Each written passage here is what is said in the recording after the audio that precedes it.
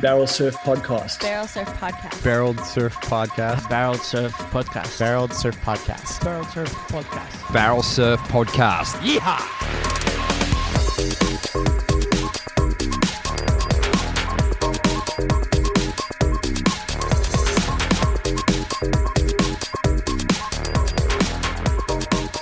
It is recording and we are live. Mate, we're in the shed quarters. Good afternoon, everybody. Thanks for tuning in to Barreled Surf Podcast. My name's Adzy, hanging out in my shed on a Sunday afternoon, coming in a summer, and I have a special guest with me this afternoon. Pretty frothing to have this lad in. Been trying to tee it up for a little bit. He's a pretty big human, and he loves to get on a lid and get out in the water and have a swim, but what he's probably most well known for is, he might dispute this, but he's one of the best water photographers in the world at this point in time in the realm of surfing. He's captured some amazing images. He shoots video, and he loves doing it from the water as well as the land, but I think it's water is his specialty. Welcome to the shed quarters, Mr. Tom Jennings. G'day. How are you, mate? Yeah, I'm good. Thanks for coming in. No worries. That's the way. Yeah, mate. So you've been shooting video and doing water photography in the realm of surfing for a pretty long time now. You're I've never done photography, but oh yeah, so not really that great a photographer. yeah. In terms of stills, Yeah, yeah, but I guess that's a nitpick to pick the difference between them. But Yeah. I guess they're a very different kind of art in the same umbrella. yeah, yeah. But yeah, The videos are that good these days. You can take stills from almost. yeah, you can take a still, but most people would be able to tell it's a still and not a photo. There's just difference in resolutions and shutter speeds and Yeah. all that stuff. Yeah, But cool. I'm not really fussed, I guess, with the still side of things, but I think it's a unique art form that's completely separate to footage. Yep. And it should be celebrated for what it is rather than just being like, I guess, left in the back room as video cameras and media goes online and all that stuff improves. Yeah, for sure. Yeah, all Instagram and all that sort of stuff. Yep. Probably leans towards video clips these days, don't they? A bit more, but and with the print fading away, it's probably got less of a place. But like you say, it should be celebrated because, man, it's still nice to pick up a good mag or a book or something and see a printed image, isn't it? And just sort of stare at it for 5 minutes or Yeah, as long as they don't swim in front of me, they should be celebrated. so. Sweet, I love it. It's great, but yeah, I guess social media in general, but Instagram celebrates mediocrity. No, wait, is that the right word? It is. Just absolute mediocre averageness. Yep, just pump it You out. see that many people with the most plumb average content with like 100,000 followers or like doing branded comments, and I look at that stuff and I'm like, oh my goodness, yuck. Like, I could be making $3 a week doing that. Yeah. And just like, I don't know, as seeing that stuff, it's just like, oh my God, is this where society is going, where we teach our kids? And, you know, I was always told quality over quantity, and now it's like just societal backflip of just pump out whatever garbage you can, and maybe something will eventually catch and you'll be able to, I don't know, ugh. Yeah. I know what you're saying. You can become Jake Paul, can't you? Something squeezer like that. Yeah, I mean, I barely know who that guy is, but I do know who that guy is. That's the problem. I'm the same. I don't follow him and I know him, but he got there through just pumping out garbage on social media, I guess. I don't know how he got there. He's a YouTube, like a gamer guy or something, right? Something like that. I don't know. Anyway, I do a lot of YouTube, and I keep my my eyes open and just kind of like go, you know what? Some of the things you find online are actually incredibly useful, educational, or good. You've just got to have a mind to know what is garbage, and what is gold. Yeah, fair enough. Yeah. So it's not a bad thing altogether. Like, social media can be fantastic, but it's just it's awesome the way if you that lose your dog, I find.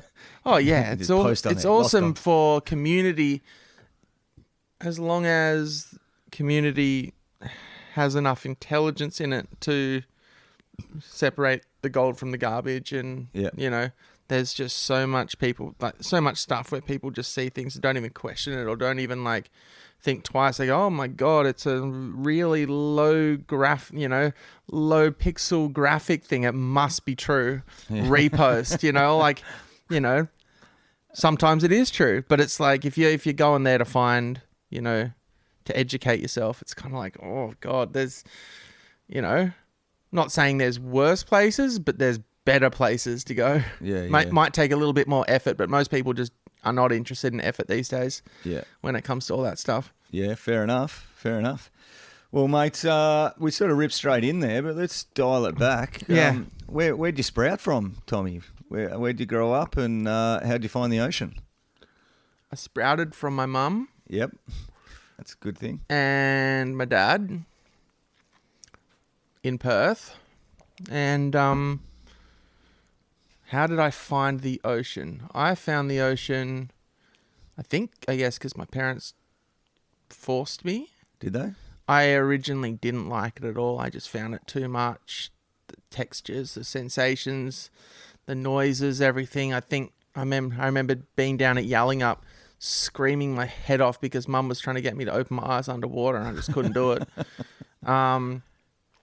But yeah, it was like one of those things where like they just put me around the ocean for long enough, and one day it clicked. Right. I think it was first with like snorkeling or whatever. Yeah. But like at some point, surfing came into it, and I don't know. It's hard to say. Like, it's really hard for you to kind of like pinpoint the moment where you went from being like not to where you became enthralled. Yeah.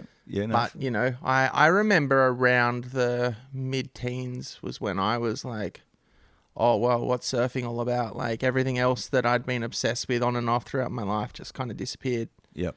And it wasn't so much surfing or bodyboarding, it was just the ocean and I guess the sculptures and just how amazing it can be out there when everything lines up. Yeah, cool. And I think when you're 14, unless you're a rare phenomenon, it's kind of, you're just completely kooky in every way. Yeah. And you have no idea what's going on, but you're just mesmerized by these like shapes the ocean throws at you. Yeah, cool. So yeah, I don't know. I guess, I spent, lived in Perth until I was 2018, I guess. Yep. And, but, a lot of people down here thought I lived down here because I was just down here so much. Yeah, we're down here a lot. Staying at my parents' property and just, but, throughout my childhood, me and my parents, my family, my sister, we'd come down here on average 2 or 3 weeks, I guess, for the weekend. Yep. And Dad was just constantly doing up our shed down here, and we were just, thrown into nature. Yeah, cool. And, sorry, mate, it's got to flick the power on over here. Oh, no, what's happened? Oh, no, it's just running off batteries. It's still running, but it's gotcha. all cool. Mate, did your parents surf? Is that why they were pushing you into the ocean, or? My parents have always had an affinity for any sort of, like, random subsport. They've been competitive underwater hockey players. Mum's doing underwater rugby at the moment. Underwater rugby? And they met, I think... Never heard of that one. Yeah, well, exactly. I don't think it's rugby, the ball would float, but it's basically played with a weighted puck or something. I don't really know how it is, but Mum loves that stuff. My whole family got into underwater hockey, and, my parents met at the dive club or something at uni back in the day. Like, Mum was saying they've been living together for 49 years as of like yesterday now. Oh, really? So that's cool. That's well cool. Done. That's pretty rad. Yeah, stoked. Bit of stability in my life. Yeah. It's great. Yeah. But yeah, they both surfed as such, but I think my dad would shortboarded for a bit or whatever the surfing was back then, but they were both drawn towards wave ski riding. Oh, cool. Out at Yal's main break or Margie's main break, or they're always telling me about when they used to go surfing out at Northies with Dennis Lilly, because he used to be he was a hellgoat boater, wasn't he? Exactly. Yeah. And Dad broke his back out at Margie's main break. Did he? Just compression fracture. Wow.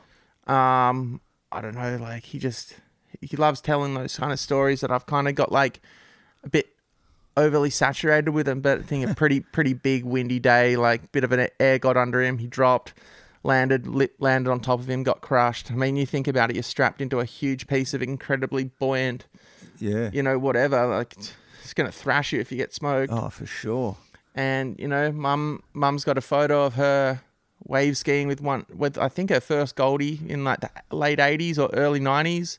You know, they're both incredibly enthusiastic water people. You know, Dad's obsessed with fishing, and they just go diving up north every year and just love it. Yeah, cool. Every day they'll walk down to the beach in Perth and they just love it. Dad's the gnarliest crayfree diver I know. Oh, really? Just always keeping my fridge stocked with crayfish. Sick. Just Awesome. loves it, and he's just, you know.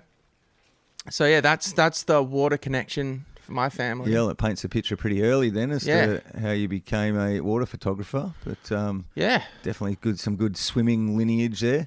Yeah. Mate, your build is, you could have been a good swimmer. I'm tipping maybe you're a good swimmer. I mean, what, you're like 6'4" or something? Pretty lanky? I find repetitive actions mind-numbingly boring. Yes. I can't do anything that's like a repetitive routine. Yep. So I think why I love surfing, because it's so unrepetitive. Yep. Every year you kind of start afresh.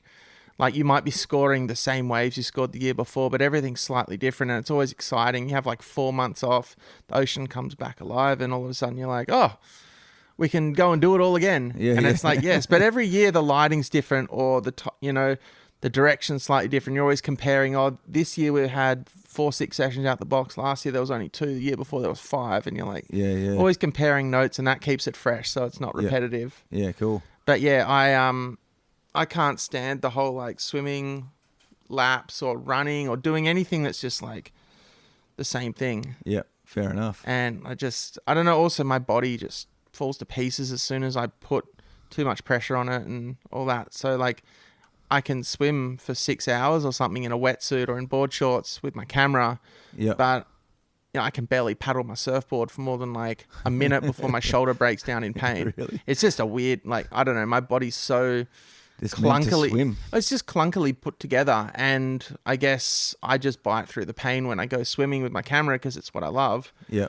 But everything else is just like, nah, I'm not gonna grind myself down for that. Interesting. Yeah, yeah, cool. Mate, what happened to all the goat boaters? The 80s was such a glorious time for the wave skis, weren't they? Like, I reckon if you came down to Yales in the 80s, there would have been like half a dozen out all the time, but you just don't see them at all anymore, do you? I think that's just to do with the culture of surfing and the selfishness of it, or the internal dynamics of it and stuff. I guess like during the 80s, I guess there was an explosion of, we can ride waves in so many different ways. And then throughout the 90s, it was kind of like, almost like, like a crusade almost. Like the surfers are like, the wave skis are doing this. They're getting in our way. They're big and cumbersome and they're dangerous. And the same with the bodyboarders, although they're not big and dangerous, but like they're getting in our way. They're taking waves off us because they're accessing waves differently. Like a wave ski could paddle in from way out. Yeah. Same with the longboarders. Like, longboarders were kind of called out of the water in a lot of ways because they could paddle way better. And the bodyboarders got pushed out of the water because they could just sit under all the surfers and not even need to paddle at all. Yeah. And I think it, just one of those things where there was more shortboarders, I guess, than the other ones. So there was enough power in the shift to like just push everyone out. Yeah, yeah. And I guess like if there's no professional push behind it, there's no real drive for a lot of crew to like keep pushing what's possible or what, improving a sport. Yeah. So you end up with like, I guess something gets popular. You end up with more and more kooks getting in it. And then they're, the really talented riders are never an issue. They know exactly what to do and how to get around it. But it's the ones that probably like me surfing, like that are not fully clued in. Like they get in the way. They're the ones that get in the way that have to ditch their board, which hits someone in the head. Or Mum was telling me a story when she was young, goat boating, and a surfer slashing her under the armpit with his board or whatever, and and the stroke going under the armpit and stuff heavy. Out at Yale's main break. And I don't know, that stuff probably happened. Things like that probably happened every day, where there was just like, I don't know. I feel like surfers go into the water a lot to get away from a lot of things. And if they're angry, they bring their aggression with them. And if they don't have a good surf, the aggression bubbles out. It's like trying to get away from how angry I am, and now I'm even angrier. And that it's one of those, I guess, cultures where it's easy to blame the thing that stands out. Yeah, no. I don't know. I'm not an encyclopedia on surfing, that's for sure. No, but it's an interesting opinion, that's for sure. Oh, I've always been a very passionate bodyboarder and surfer, and I've always just really struggled with the concept of surfers versus bodyboarders. I understand the reasonings behind why surfers would get pissed off at bodyboarders and why bodyboarders would get pissed off at surfers, but I think thankfully our society is, our culture in surfing has, greatly moved past that. Yeah, it's changed. And I think that's great. There's a lot less salt T-shirts going around Mars. I've got a lot of mates that are bodyboarders and a lot of mates that are surfers. And when I started shooting, you would have never seen them in the same room having a chat. And now they just couldn't give a shit. They're all just like, fucking none of us can surf. We're all working. That's right. It's so, it's good. Yeah. No, that is For good. sure. Mates, so around your mid-teens, you said you found the ocean. What was it first? Did you start stuffing around with an old Kodak disposable, or were you jumping on a bodyboard, or were you on a wave ski? When was the first? Never a wave ski. God, no. I have to think about that really, because I've thought about that stuff a lot, but I think I got into surfing. I grew up walking distance from Trig Point. Yep. So, it was always easy to go to the beach. And there's a couple of guys I knew around there and surf with them a bit. And, just depending, I was always so shit at getting to my feet. So I gravitated towards the bodyboard, particularly, watching Chris White's Tension series and stuff. Yeah. I was just like, oh my God, these people are gods. Yeah. It's a bit sad how the industry has changed in bodyboarding and how there's just like, all those guys are still gods, but there's like very few people coming to replace them. Yeah. And the media things all changed, but you can't really touch Tension in terms of how iconic it was. Oh, it was pretty for that period major. of time. Yeah. And I loved that, and I loved watching the surf films growing up. Give your series a plug. That was one of them. Hey, there we go. But like Montage was a huge one for me, and I was kind of like, I like surfing, I like bodyboarding, I love surfing, I love bodyboarding. Why is everyone like picking one or the other? Like, Yeah. I'd love to go surfing when it was really fat and fun and all that, but then I would like to try bodyboarding when it was a bit sucky or rippy or, get a little barrel kind of thing. And I think, I know the moment clearly, kind of when I decided, holy shit, I was like, I'm terrible at both. Slightly less terrible at bodyboarding because it's very easy to entry level into bodyboarding. Yep. But I remember just being so scared of, down at Smith's Reef. I was on my birthday weekend with some schoolmates at the time, and late September, and Smith's Reef was pumping, and I was like, it was maybe one of my first real experiences of pumping surf. Yeah. And I was like, I am going nowhere near these barrels, but I remember paddling over them, looking at them, going, "Hey, that looks like the footage that's in Montage or in Tension or like one of those." Yeah. I don't even think I'd found Tension at that point. Who knows? Yeah. At that point, but like, I was like, oh my God, I wish I had a camera. That would have been cool. That would have been a shot. Yeah. Right. Would have looked like they want to dingle. Yeah. And I think my parents were well off, but never one to like splurge on just like, oh, you want a video camera? Yeah, we'll go buy you one. But I had friends that had video cameras and developed friendships with them. And I think that's, I was making films with my friends by early high school. I think at least year 9. Yep. Oh, that's pretty early. So like the transition happened, in a couple of years where I went from being no idea to, getting told off by the kid told off by the teacher at school because I was taking the piss out of her question because she asked the class, oh, what do you want to do when you grow up? And everyone was like completely blank. Oh, I want to be a lawyer. I want to be a doctor. Yeah.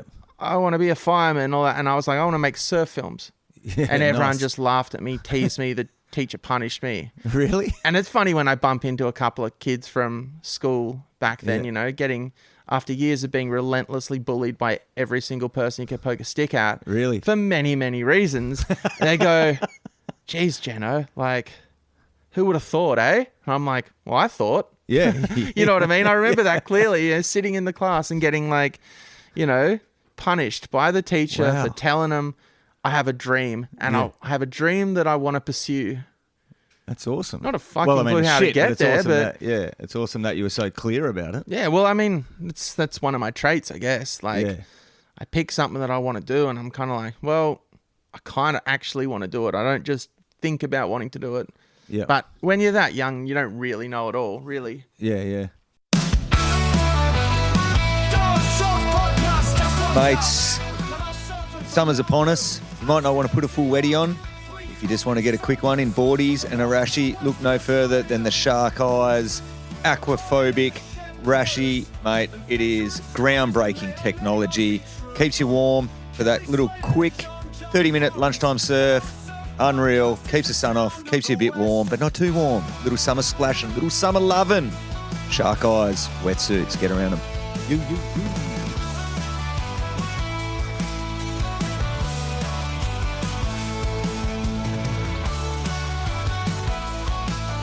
Hey, Adzy, I tell you what, mate. I have been absolutely loving the new releases from Forester Estate. The wines are incredible, buddy. Mate, they've had a good vintage. They just won a bunch of medals for their new Lifestyle Shiraz at the Adelaide show. Hasn't even hit the shelves yet. When it does, get onto it because it's bloody great buying. It won a whole bunch of gold medals. Yeah, Forester.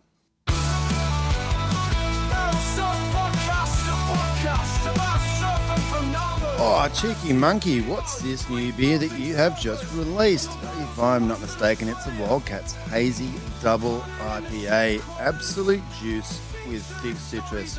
Another absolute belter from Cheeky Monkey. You legend.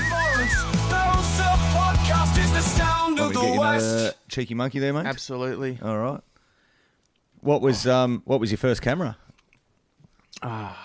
First camera.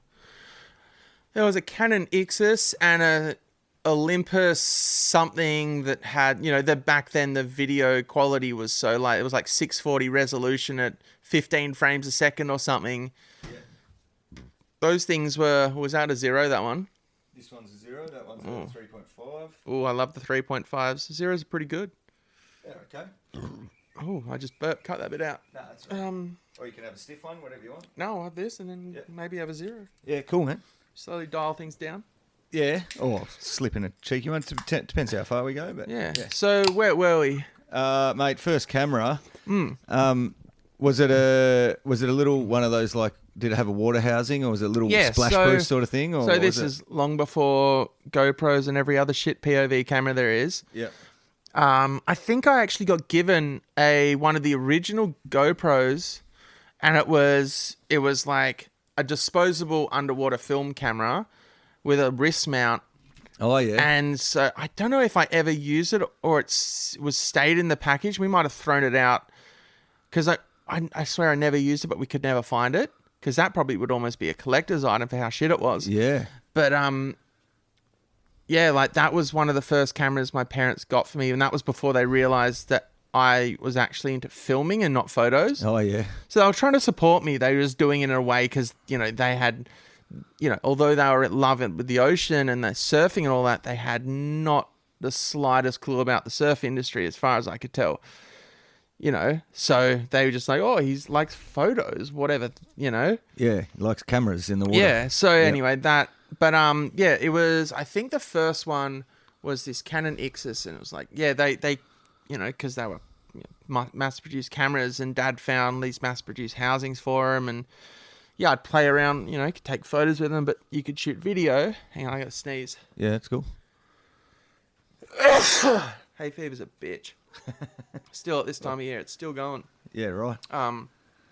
But yeah, it was like you could take photos with them, but you could also shoot video, and they were terrible quality, but just putting in a housing and taking it, filming fish underwater, and then seeing what a wave looked like underwater on footage, and like, little barrels and stuff down at Booger Box in Perth, or like, it was really like, we can make surf films now with water footage in it. Yeah. Because, my friend had his, little DV camera or whatever, a little Yeah, hi-hat camera, DV camera, and we're Yeah. playing around with that stuff. But it's like now we can have water footage. Yeah, cool. And I remember at the time there was a rival from my friend's school that was making one, and they had like a plastic bag housing or something for their DV camera, and I was like, motherfucker. Like always getting the one-upped by someone. And it's like, there's not no real difference these days, getting a better camera or all that kind of stuff. But The old plastic bag housing. What a ripper. yeah, I mean, yeah, it was that whole thing. And, when you're young, there's so many people giving it a crack. Yep. And, eventually they drop off because they find their other place in life, or they have to get a job, or they have to do this, or all these other things. So, yeah, it's like, for me, those early years they're like, I don't know what I'd do if I had them again, whether I want to do the exact same thing, or I'd just be like, I'm going to be a lawyer, or I'm going to be a homeless person. I don't know. Like, you know what I mean? It's you could flick a switch and go either way, really. Yep. Cool. Life is that dynamic. But, yeah, it's I always think, I'm like, wow, I guess it worked out.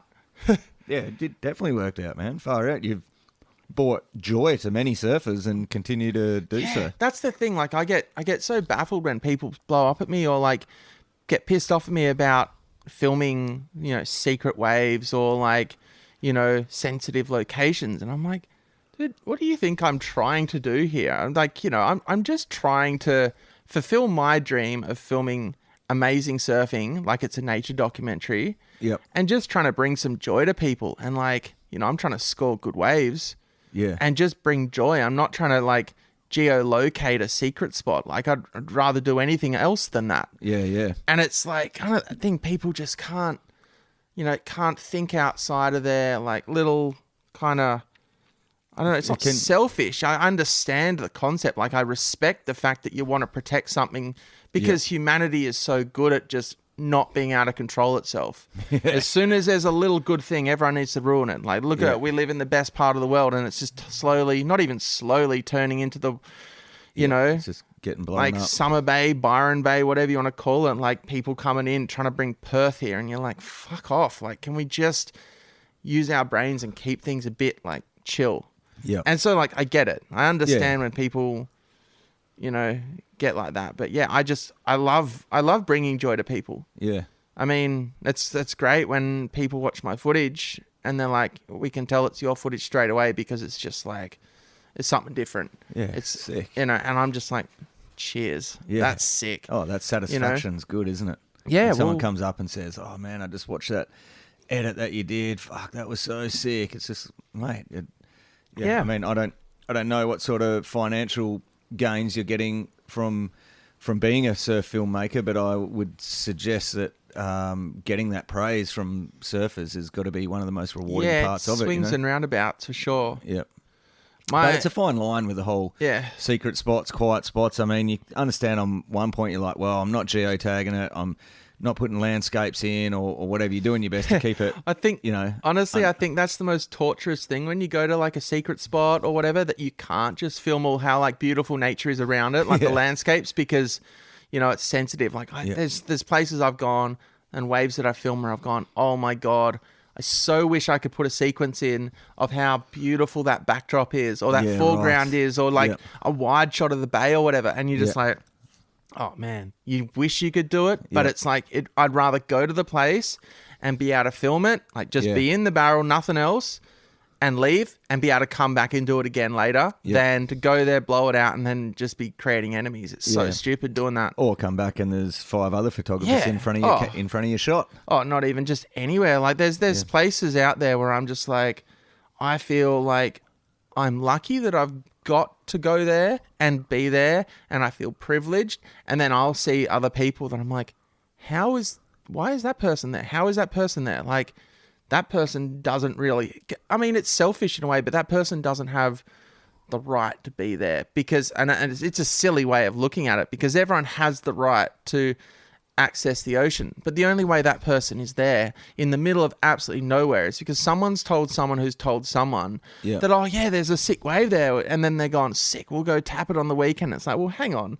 there's a culture around that wave. That wave is protected by its locals. And just because there's no one there on that day doesn't mean you can do whatever the fuck you want. Yeah. And it's like, there's so many people that grow up, particularly in the cities, but like, unless they have a good wrap around the back of the head by someone older in the community to teach them how sacred those spots are, they're just clueless, and they'll just go somewhere and they'll blow it out on Instagram or something, and all it takes is one careless lineup shot, or like even like a post on the same day for someone to go, oh, it was pumping that day. Sweet, I know the chart now. Bang. Yeah, that's it. You look people up the are swell, intelligent. direction, They can, you know, people are stupid and they can do that, and people are intelligent and they can figure things out from very little. Yeah.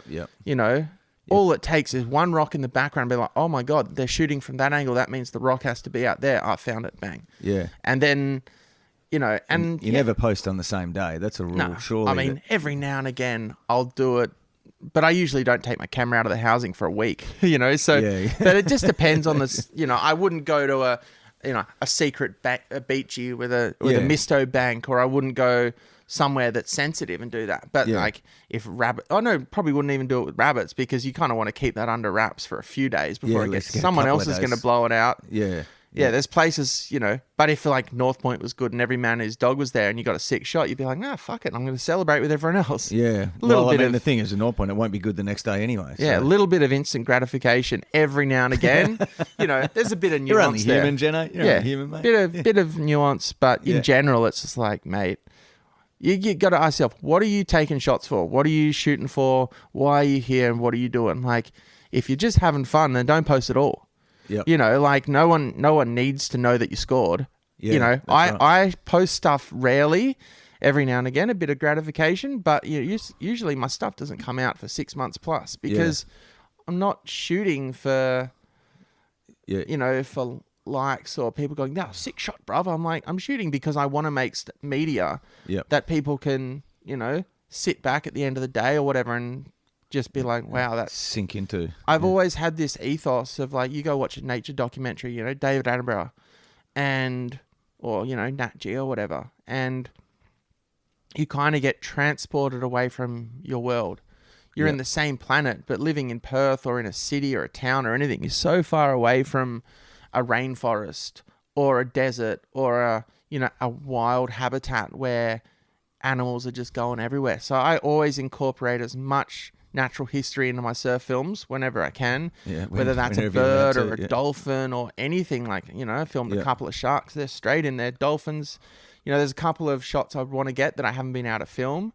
But whenever possible, I incorporate as much of the world around surfing, because to me, it's like surfing is the most natural thing. It's the most incredible natural force that we as humans can experience in this world. Yeah. Very similar to snow, I guess, in the way that it's, you know, it's water doing insanely incredible stuff and we can ride it. Yeah. It's crazy to think of that. And yeah, it's like you say, it's not just the waves as well. No. It's the fact that you're driving through a forest to get there, or four driving down a hot sandy beach, or out in a desert somewhere in some like eroded limestone cliffs. It's all that natural beauty around it's it. like when we get to soak up as well, don't we? Yeah, it's like we go up to the Des every winter, and it's just like, you know, the sun, the sand, incredible, everything. And it's so beautiful. And then, like, particularly in recent years, you've just seen, like, all these Perth people, you know, that couldn't go to Bali for their weekend blowout rock up. And they're just coming in there turbo and creating new car parks by, like, parking on the vegetation and stuff. And they're just like, whoa, we got to get out there. We, like, vlog all this. Like, let's post it on YouTube. Let's go to the secret spots that anyone with half a brain knows you don't go near, or you at least don't film or show. And, like, let's go do this. Let's go do that. And you're just like, the fuck, mate? Why are you bringing Perth with you? We're in the Des, mate. Crack 6 beers and knock yourself out. Don't just get your phone out. Put that thing away. What the hell are you doing? It rattles me. You know, like Moni's, for instance, you know, when I started going up there, you know, when you guys were filming, you'd never see anyone there other than the most hardcore surfers, most of them natural footers, and a few photographers. Yeah. No one would go near it with a, you know, you go up there on any half decent day now, 10 cars parked up, people having barbecues on the cliff, you know, all that kind of shit. And you're just like, I've seen the most hopeless kooks going out there. Really? Such a Maybe we dangerous wave. maybe we need to sharpen the reef up to teach them a lesson, because like pretty that's nasty the out most there, really. terrifying place to get in, particularly going Yeah. out, like, Yeah. but like I couldn't imagine being like a surfer that could barely get to their feet on a decent wave on a 4-footer, paddling out a razor sharp dry closeout. Yeah. And like, what are you doing? That's such a common occurrence these days because there's so many surfers and so many of them haven't been checked. There's no lineup checking anymore. There's no like, you paddle out box and Dino looks at you, goes, nah, mate. Shano does it every now and again where he'll check someone and tell them what's up. Which Shane? Sorry? Which Shane? Shano, like bodyboarder Shano. Oh, yeah, GDS Shano. Yeah, well, yeah. Tractory, yeah. Oh, iconic call lord. And like, some people get pissed off by like his antics, and I'm like, no, we need that shit. Yeah. Like, we need people in every one of the lineups over here just going, nah. Yeah. Not today, buddy. Like, nah. Ain't that swell? Guys were banging on about it recently. They've done it a couple of times, how like jiu-jitsu's got belts and stuff, and they're like, man, you can't just roll into a dojo and start rolling around with a black belt, Yeah, there's grades, and he's sort of saying it's pretty fair point, but pretty hard to regulate, obviously. On average, I'll snap on one person per session at box if there's like if there's a team on it. Like, I don't want to say anything. I just hope people use. And Toomey's like up at Nalu, like it's so bad for it. Like that wave is so lined up, and there's no need for anyone to be sitting where they sit. And every good day, there's usually 3 or 4 old boys or random dudes that are just like, I just feel like holding up a big pink neon sign going, go down a third bubble, you fucking muppet. What are you doing here? You do realize you can't catch away from there, and they're under 6 foot. Yeah, it doesn't work. No. What are you doing? Get out of there. Yeah. I yelled at one hopeless dude up there this year, and I was like, it's so annoying. Like, I want to go out there and enjoy myself. And I know it's selfish. I'm just shooting. I'm not even trying to catch a wave. So I'm never a threat to anyone that wants to catch surf. I'm just saying, look, just, paddle out at waves that are at your ability. Yeah. I mean, it's a bit tricky at Toomey's because it's like Byron Bay. It's like a left point that's fun as when it's 2 foot. Yep. 3 foot, it's like the most rippable wave you've ever seen. But like, people sit out there when it's 6 to 8 foot and try and catch 3-footers, and I'm just like, oh my God, just why? Yeah. Go down a third bubble. It's ridiculous. Yeah. Yeah. Well, I guess you are an observer of the highest order, so I guess you're watching everything, can't you? That's going on out there. I have observed a lot. I think it's always something that's interesting that when, a surfer goes out, let's say it's box, let's say it's North Point, they'll go out, have a 4-hour session, let's say, and catch 6 waves. Yep. I'm swimming in the water. I technically catch every single wave that comes through. The amount of barrels I'm in, and that's how I count it, Yeah. It's a different perspective, but it's still like on a box session, I might get 60 barrels in a session. Yeah. Imagine if you're a surfer and you got 60 barrels per session, you'd be losing the plot. Yeah. But that's just how it is. Like, for me and a bunch of the other guys that I shoot with regularly, like, we sit in the channel at box and we're looking into wave after wave of perfect surf, and that's our endorphin rush. That's how we feel our stoke. Yeah. And it's an incredible thing. We're cheering and we're hooting because we saw a sick wave or someone ride a sick wave. Yeah. And that's, the rush I get from that is the exact same as if I get a 2-foot barrel at Mufflers. Yeah, sick. Or I don't fall off on my surfboard.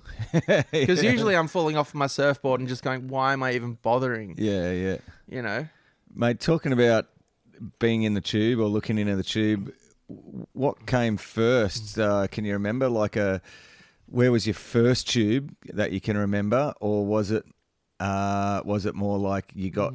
Can you remember more clearly taking a photo of a good tube first? So I don't know, but one thing sprang to mind is like this, like the first time I ever paddled out in the boog to North Point, when it was like a proper day, because Dad would usually just drive me down there each time we were down, and most of the time it'd be rubbish. And one day we just rocked up and it was just pumping. Yeah, right. Like, first I was like, oh my God, it must be Saturday or Sunday, who knows? But it was just like one of those days where it was absolutely hooking. And I went out with my camera and filmed, and Dad was trying to boog on the end bowl. Yeah, I sick. think he got smoked. It's my turn. He grabbed the camera and tried to film me. Oh, really? And Epic. anyone that swims out at Northies when it's big knows it's almost impossible to sit right on the end because the Yeah. current just whips around the corner. It does. I remember him filming like a couple, me doing a couple little rolls, but I remember getting this one barrel that I'm sure it was pretty small. I've always exaggerated the size of my barrels because not exaggerated, but I always feel like they're way bigger than they actually are. Yeah. But I remember it would have been 5 seconds of just locked into this twisting, bending end bowl. Sick. And I think I put my back out Oh, because it was just like bending and I just was such a hopeless bodyboarder. But I made the thing and Dad was too far out to film it. Oh, no. And I was devastated. But I remember just going, I was in a barrel that just kept on going. And I've been chasing that particular feeling Really? ever since. And every now and again, I'll get a tube where I was like, wow. But most of the time, I'm just avoiding the tube because I'm too scared of hurting myself, Like, Yeah. I've broken my back out at rabbits. I've split my head open at mufflers. Yeah, And right. I've just, in general, just tweaked myself more times than I can count because I'm so fragile. I don't know. I feel like for such a big unit, I'm just so brittle. Yeah, No okay. matter what I do, I just always remain brittle. Everyone Right. tells me all the time, oh, you should be doing this or you should be doing that. I'm like, mate, I know who I am. I know what my body's like. Trust me. Yeah. You know? Fair enough. And so, like, yeah, I think that sprang to mind as that's the moment I've always been chasing when I've been on the boog. Yeah. On the stick, I just want to ride a wave successfully, not bog rail and not nosedive. Yeah, yeah. Yeah, that's That's fair it. enough. But Yeah, cool. Oh, that's pretty good memory. I think I've made maybe like 2 barrels on a stand up. Yeah. Just because I'm so tall and I've got it's such a hard, man. thorax on me that I just don't bend into barrels very good. Yeah, yeah. I've pulled into a couple and I've got swatted. Like when I lived up in Kalbarri for a bit, I surfed Jakes a lot. Oh, yeah. And I got almost decent, like competent, I would say. Not compared to any of the boys that surf up there, but Yeah. like I'd paddle out when it was 3 to 4 foot and, go a couple of waves. Like it's a pretty intimidating Oh, it's setup. such a gnarly wave. But like for a bit there, I was almost kind of surfing some pretty decent waves. Yeah. Couple of little like pocket rides and a few slappings, but Sick. like, I could technically surf it. Yeah. And I haven't done that for years. And I think I'd just be like, nah, I'm not keen anymore. Yep, yep. I think I'm too old and too sore and all those guys are way too good and hungry. Yeah. Are you a goofy footer? God, no. No. God, no. Who do you like shooting better, goofy or natural? I know it's a silly question. It shouldn't matter, but I just thought I'd ask it for fun. I'm not prejudiced. Yep. Good. Mates, what about early adventures? Sounds like your oldies were pretty keen on coming down here, so they were sort of your first road trips and surf Yeah. adventures, were they? Did they take you anywhere else? Or Yeah, my parents never took me on an international holiday. I think they didn't. They never even took me to Roto. Right. I think they made jokes about the first time I ever went to Roto. Oh, see, you've gone overseas now. You don't need to go anywhere else. Yeah. But yeah, they never took us anywhere outside Australia, which I think is kind of sick. Yeah. I always road trips. I never went on a plane until I was way older. Yeah, like, right. They didn't like international travel? oh, Dunno. just don't really know. I mean, they definitely do. They Yeah, spend okay. my inheritance all the time. It's great. I love paying for it. Yeah. But yeah, they I think they just really grounded in what's good. Like in Australia, we've got pretty much everything. Like, Yeah. you could go almost anywhere in Australia and find any sort of terrain or climate or situation. We have the most beautiful, diverse country that you can poke a stick at, really. Yep. And so it's, take advantage of it. Yeah. Jump in a car and drive. Like I've never been afraid of a long drive, Yeah. Yeah. Cool. and mum and dad used to always take us up the coast, down the coast, around Australia. And it was like such a fundamental love for this country and like the outback and just nature and just getting involved in it. Like for someone like me who's so sensitive with like insect bites and shit, like I'm always like covering myself head to toe and like lubing myself up with all sorts of repellents just to like stay sane, but I just love the outdoors. Yeah. As long as it's not too hot. If it's Yeah. over 25 degrees, I'm done. 25. So Mate, it's warmed put up a me in bit Indo today. and I'm actually melting in a puddle. Oh, well, I'm glad we did a 5 p.m. Session in here because I walked in here at about 3 and it was like 32 in here. And Oh, I was yeah. like, oh, but I had the Jeez. fan going and it's cooled off But- a bit now. So Yeah. But Mum and Dad gave me and my sister this incredible upbringing where, they took us to so many rad places. And I always remember, like, I think it was in year 7, and Mum and Dad, we just went up north on a trip. Like, we'd done around Australia, we'd done all these other trips to here and there. And we went up north and we did this 3-week trip up to Exmouth, down on Mount Augustus, and like just a loop around there. And we went to somewhere along the Ningaloo coast and we pulled up to this place, set up the camper trailer, and we jumped in the water, and it was like seagrasses and kind of like, oh, this isn't that great. Like, what's all the postcards about kind of thing. yeah. And then like the next day or later that day, we went for a little drive, like 30 minutes down the coast. And we pulled up at the beach and we're like, oh, this is looking a bit different. And, I'm a tiny little kid. I don't know shit. But my parents were like, oh, let's go for a snorkel. We jumped in the water, coral gardens everywhere. And that was one of the most pivotal moments in our family history in terms of we couldn't believe it. My parents couldn't believe what they'd just discovered. They had their dive, tripped out, bolted back to the camper, packed up. And back then, what would it have been, like 25 years ago now? Yeah. We just pulled up and put the camper there. And that started it's sad. This next year is the first year my parents are not going to be able to stay on that beach because the way, how crowded it's been getting and the rules and all the red tape and you can't stay here on the high tide now because of this and that. And you can't stay anywhere for more than a certified number of days because you got to give everyone else a fair go. Like back then you just rocked up and there was plenty of room because it was like, Just not as many people. my sister's flown up whenever she can and takes her kids there to hang out with her grandparents, and it's become an institution for our family. Yep. And now my parents are like, we can't do it anymore. We were up at 3 a.m. waiting to book our things, and it was already done. Oh, like, man. it was all It's gone. So gnarly, that booking system. Oh, eh? it's so gnarly. But like everything you have to go through to get there. And like, my parents went through a phase where they'd do 2 months straight on that beach. Yeah, right. We Awesome. our dogs have had their entire lives go by, starting from puppies up to, 15 years of dog from puppy to death every year, Yeah. between 2 weeks and 2 months and they just sit on the sand, just rolling and just loving it. And it's like our family has so many incredible memories attached to that beach. Yep. Really fun surf, like out the back. Yeah. If you have the keenness and stuff, Yep. you never see other surfer up there, Yeah. and it's fickle. It's blown out, a lot of the time, and it's, Yeah, yeah. it's not exactly, ruler edge, not but there's Indo, yeah. surf and it's beautiful and there's coral gardens and there's fish everywhere.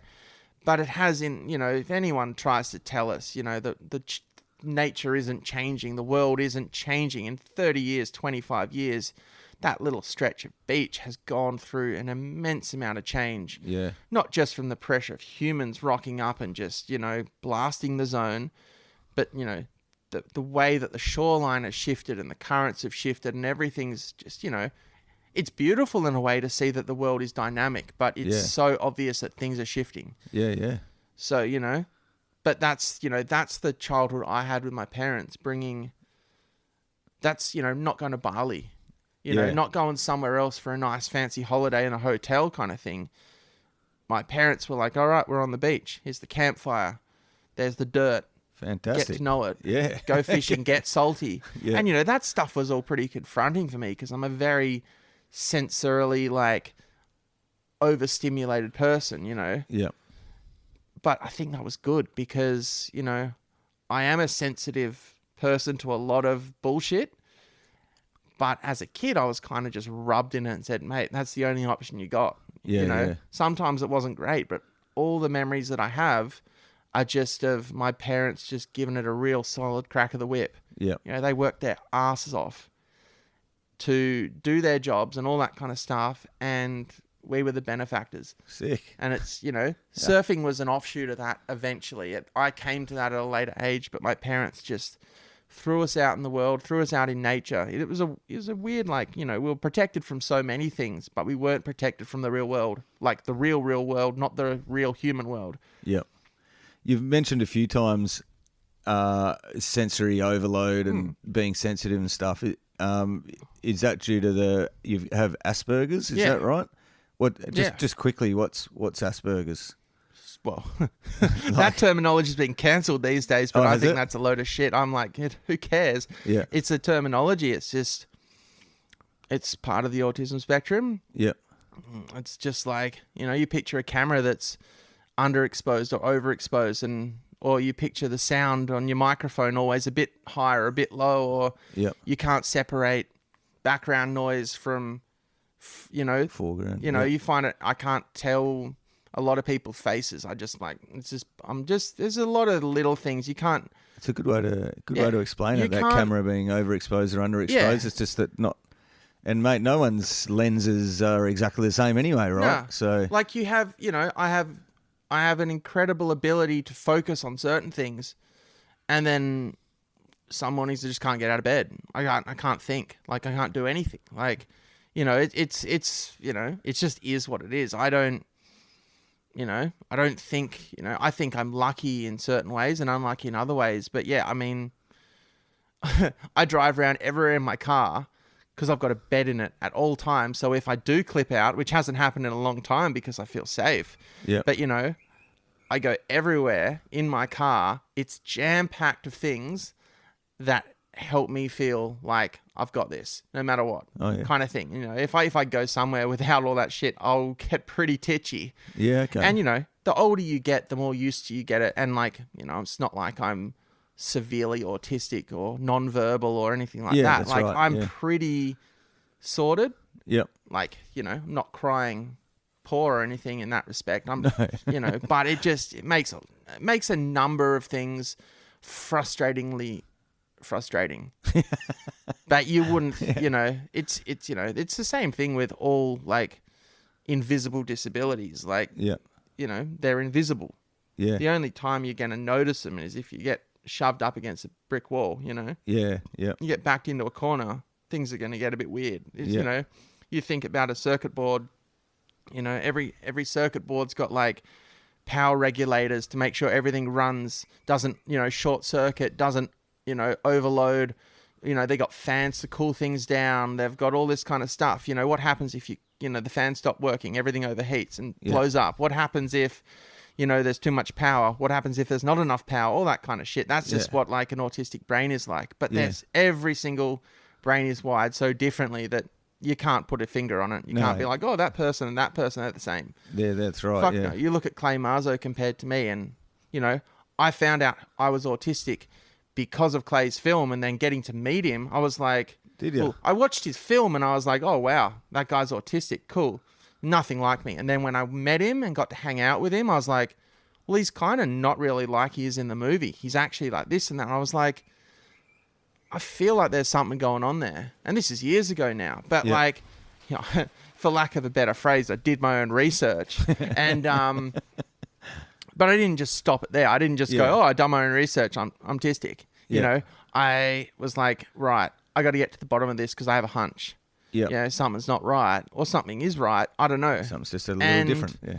Yeah. So I guess, you find out certain things, you learn certain things. And I think the only thing that my diagnosis gave me was a peace of mind that was always meant to be me. Yeah. I wasn't doing anything wrong as such. It was just, that's me. But I don't hold anything against the rest of the world that thinks this or that. Like, I'm just like, I'm a weird person. I'm different. But it's okay to be weird and different. Just don't expect to be treated normal. Yeah. That's the thing. I think there's a lot of people out there. Way, though, man. I think there's a lot of people out there that are weird or different or whatever, and they want to be treated like they're special or they're normal. It's like, nah, just go with it. Yeah. If you're not normal, you're not normal. Who gives a shit? Yeah.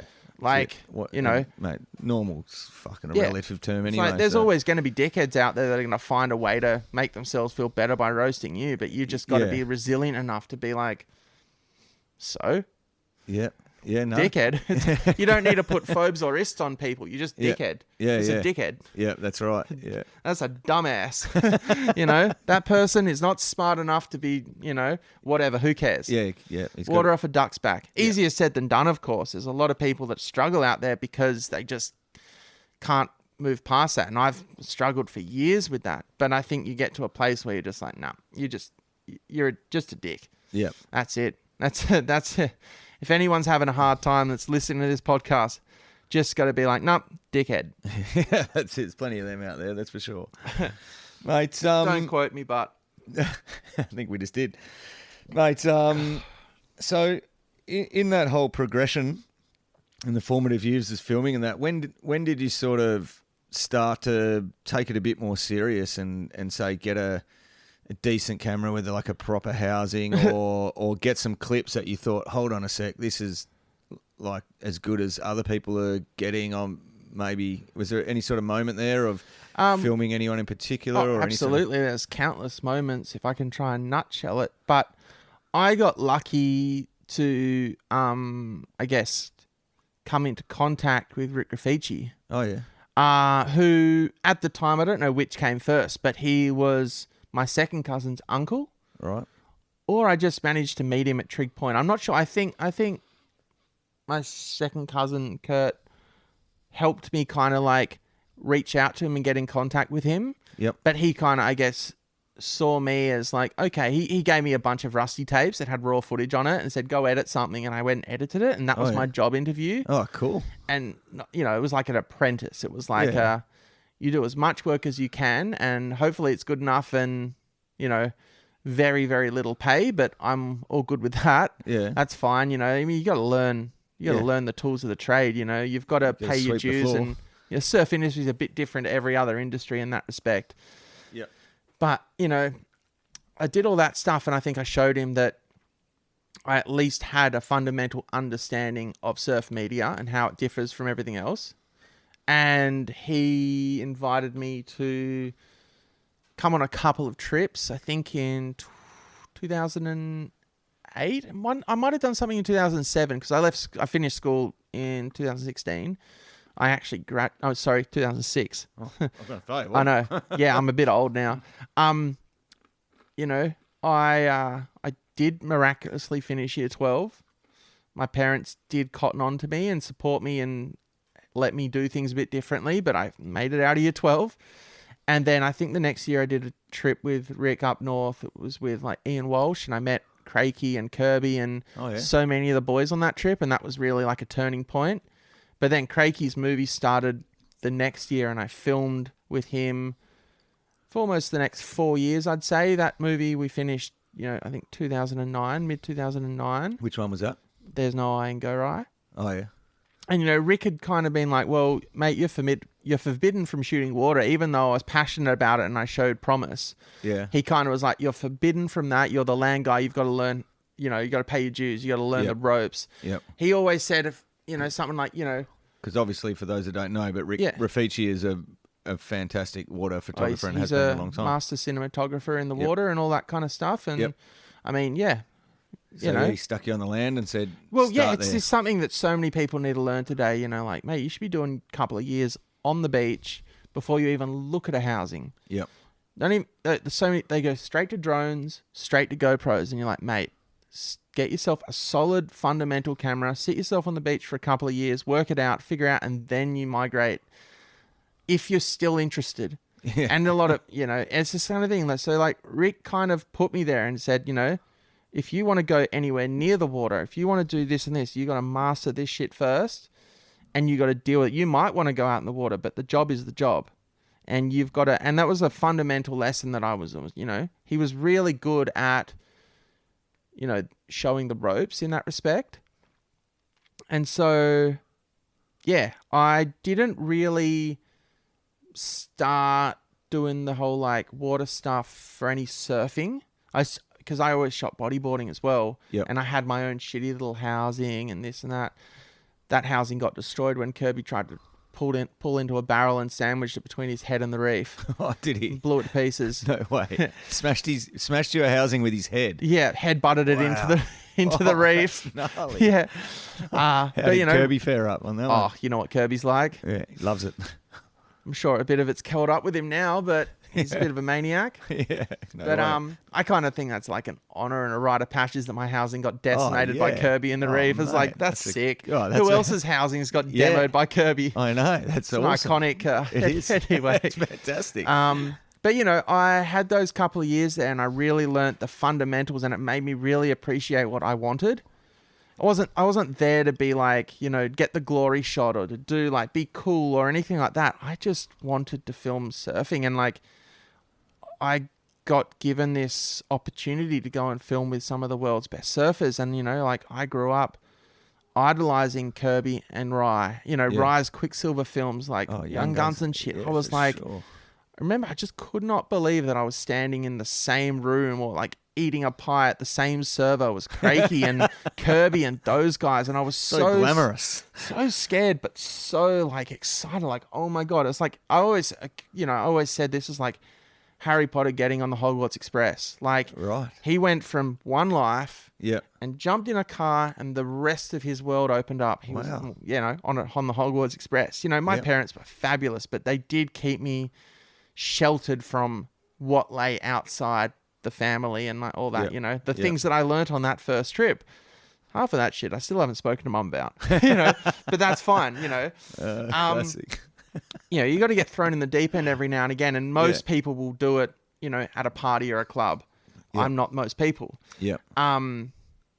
But you know, the stuff I learnt through that process, mostly good, some bad, but you know, you can't learn every lesson in life if it's just good experiences. You Yeah. have to learn from bad shit. Oh, for sure. You learn you more know. from bad shit. Well, yeah, probably. because if you want it, you're going to go back for more. If you know, if you just gave up after the first bad experience, no one will get anywhere.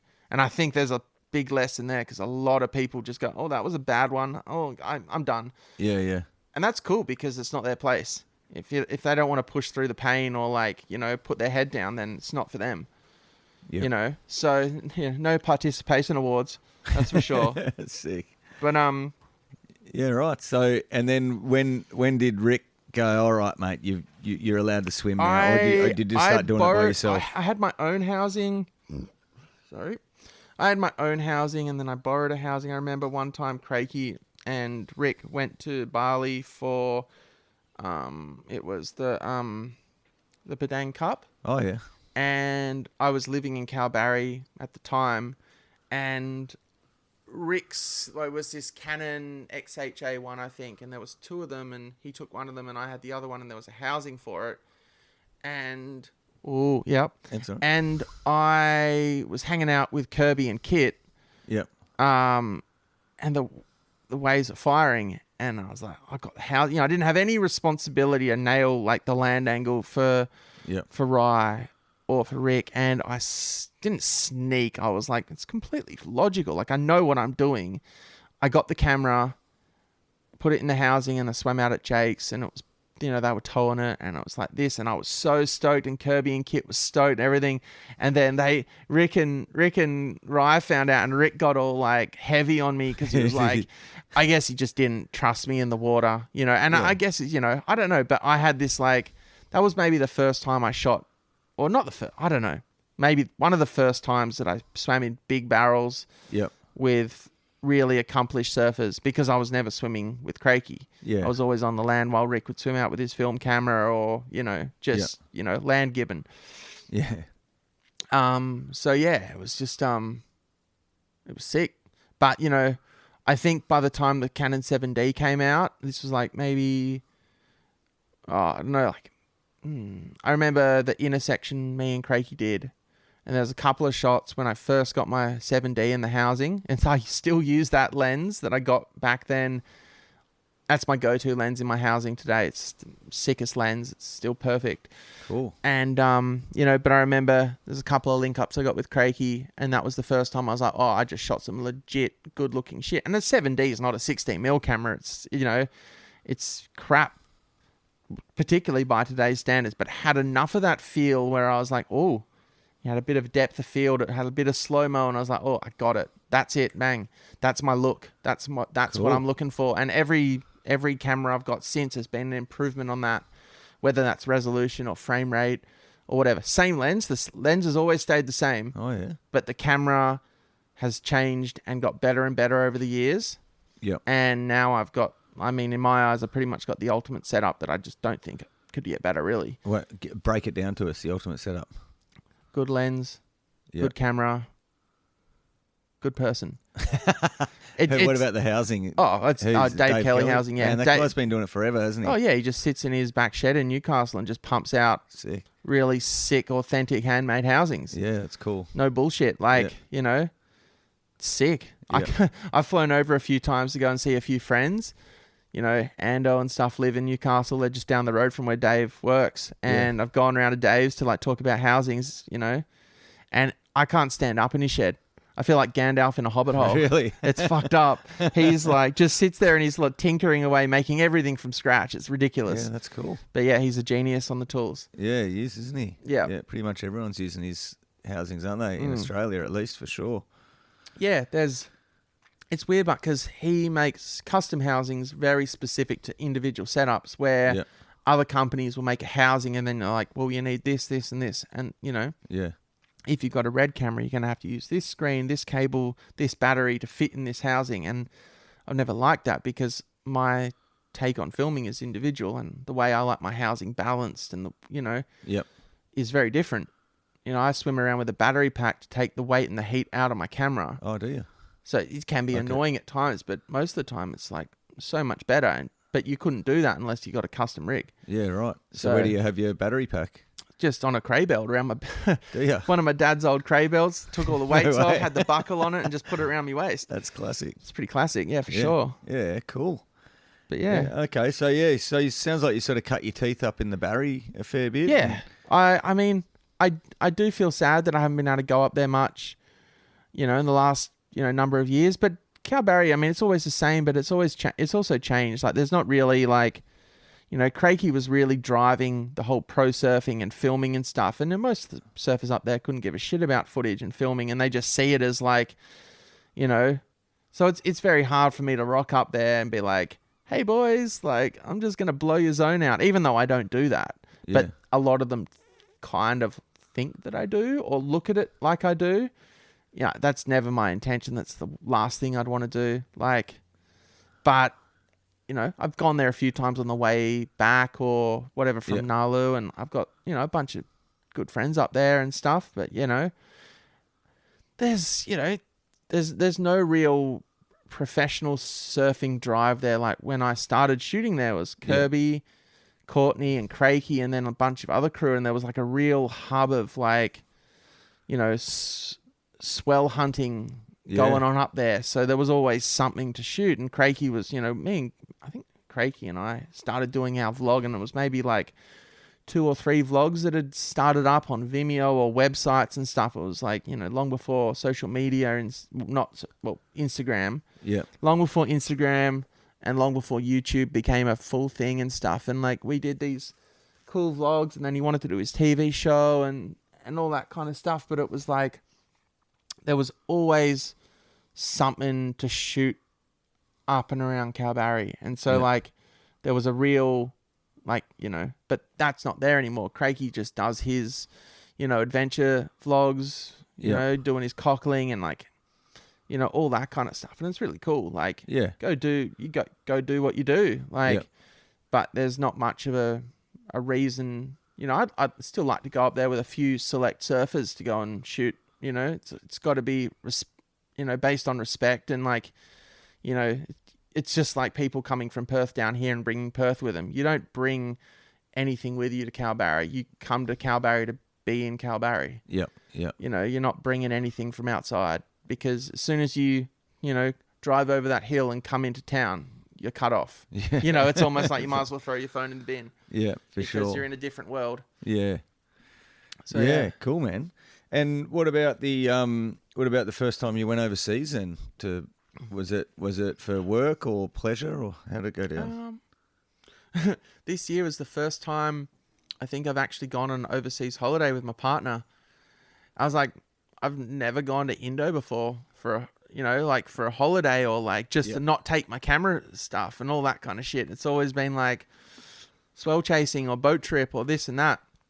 And it's kind of strange. Like I feel weird traveling without my equipment, but I also hate traveling with my equipment because it just brings me so much unwanted heat. The amount of times my equipment gets probed for batteries or because it's just a couple of cameras that look big and expensive and all that kind of stuff. And it's just like, God damn it, just let me go. Just want to get to my hotel or get to the waves or, but the first trip I did international was for a tracks trip where I made a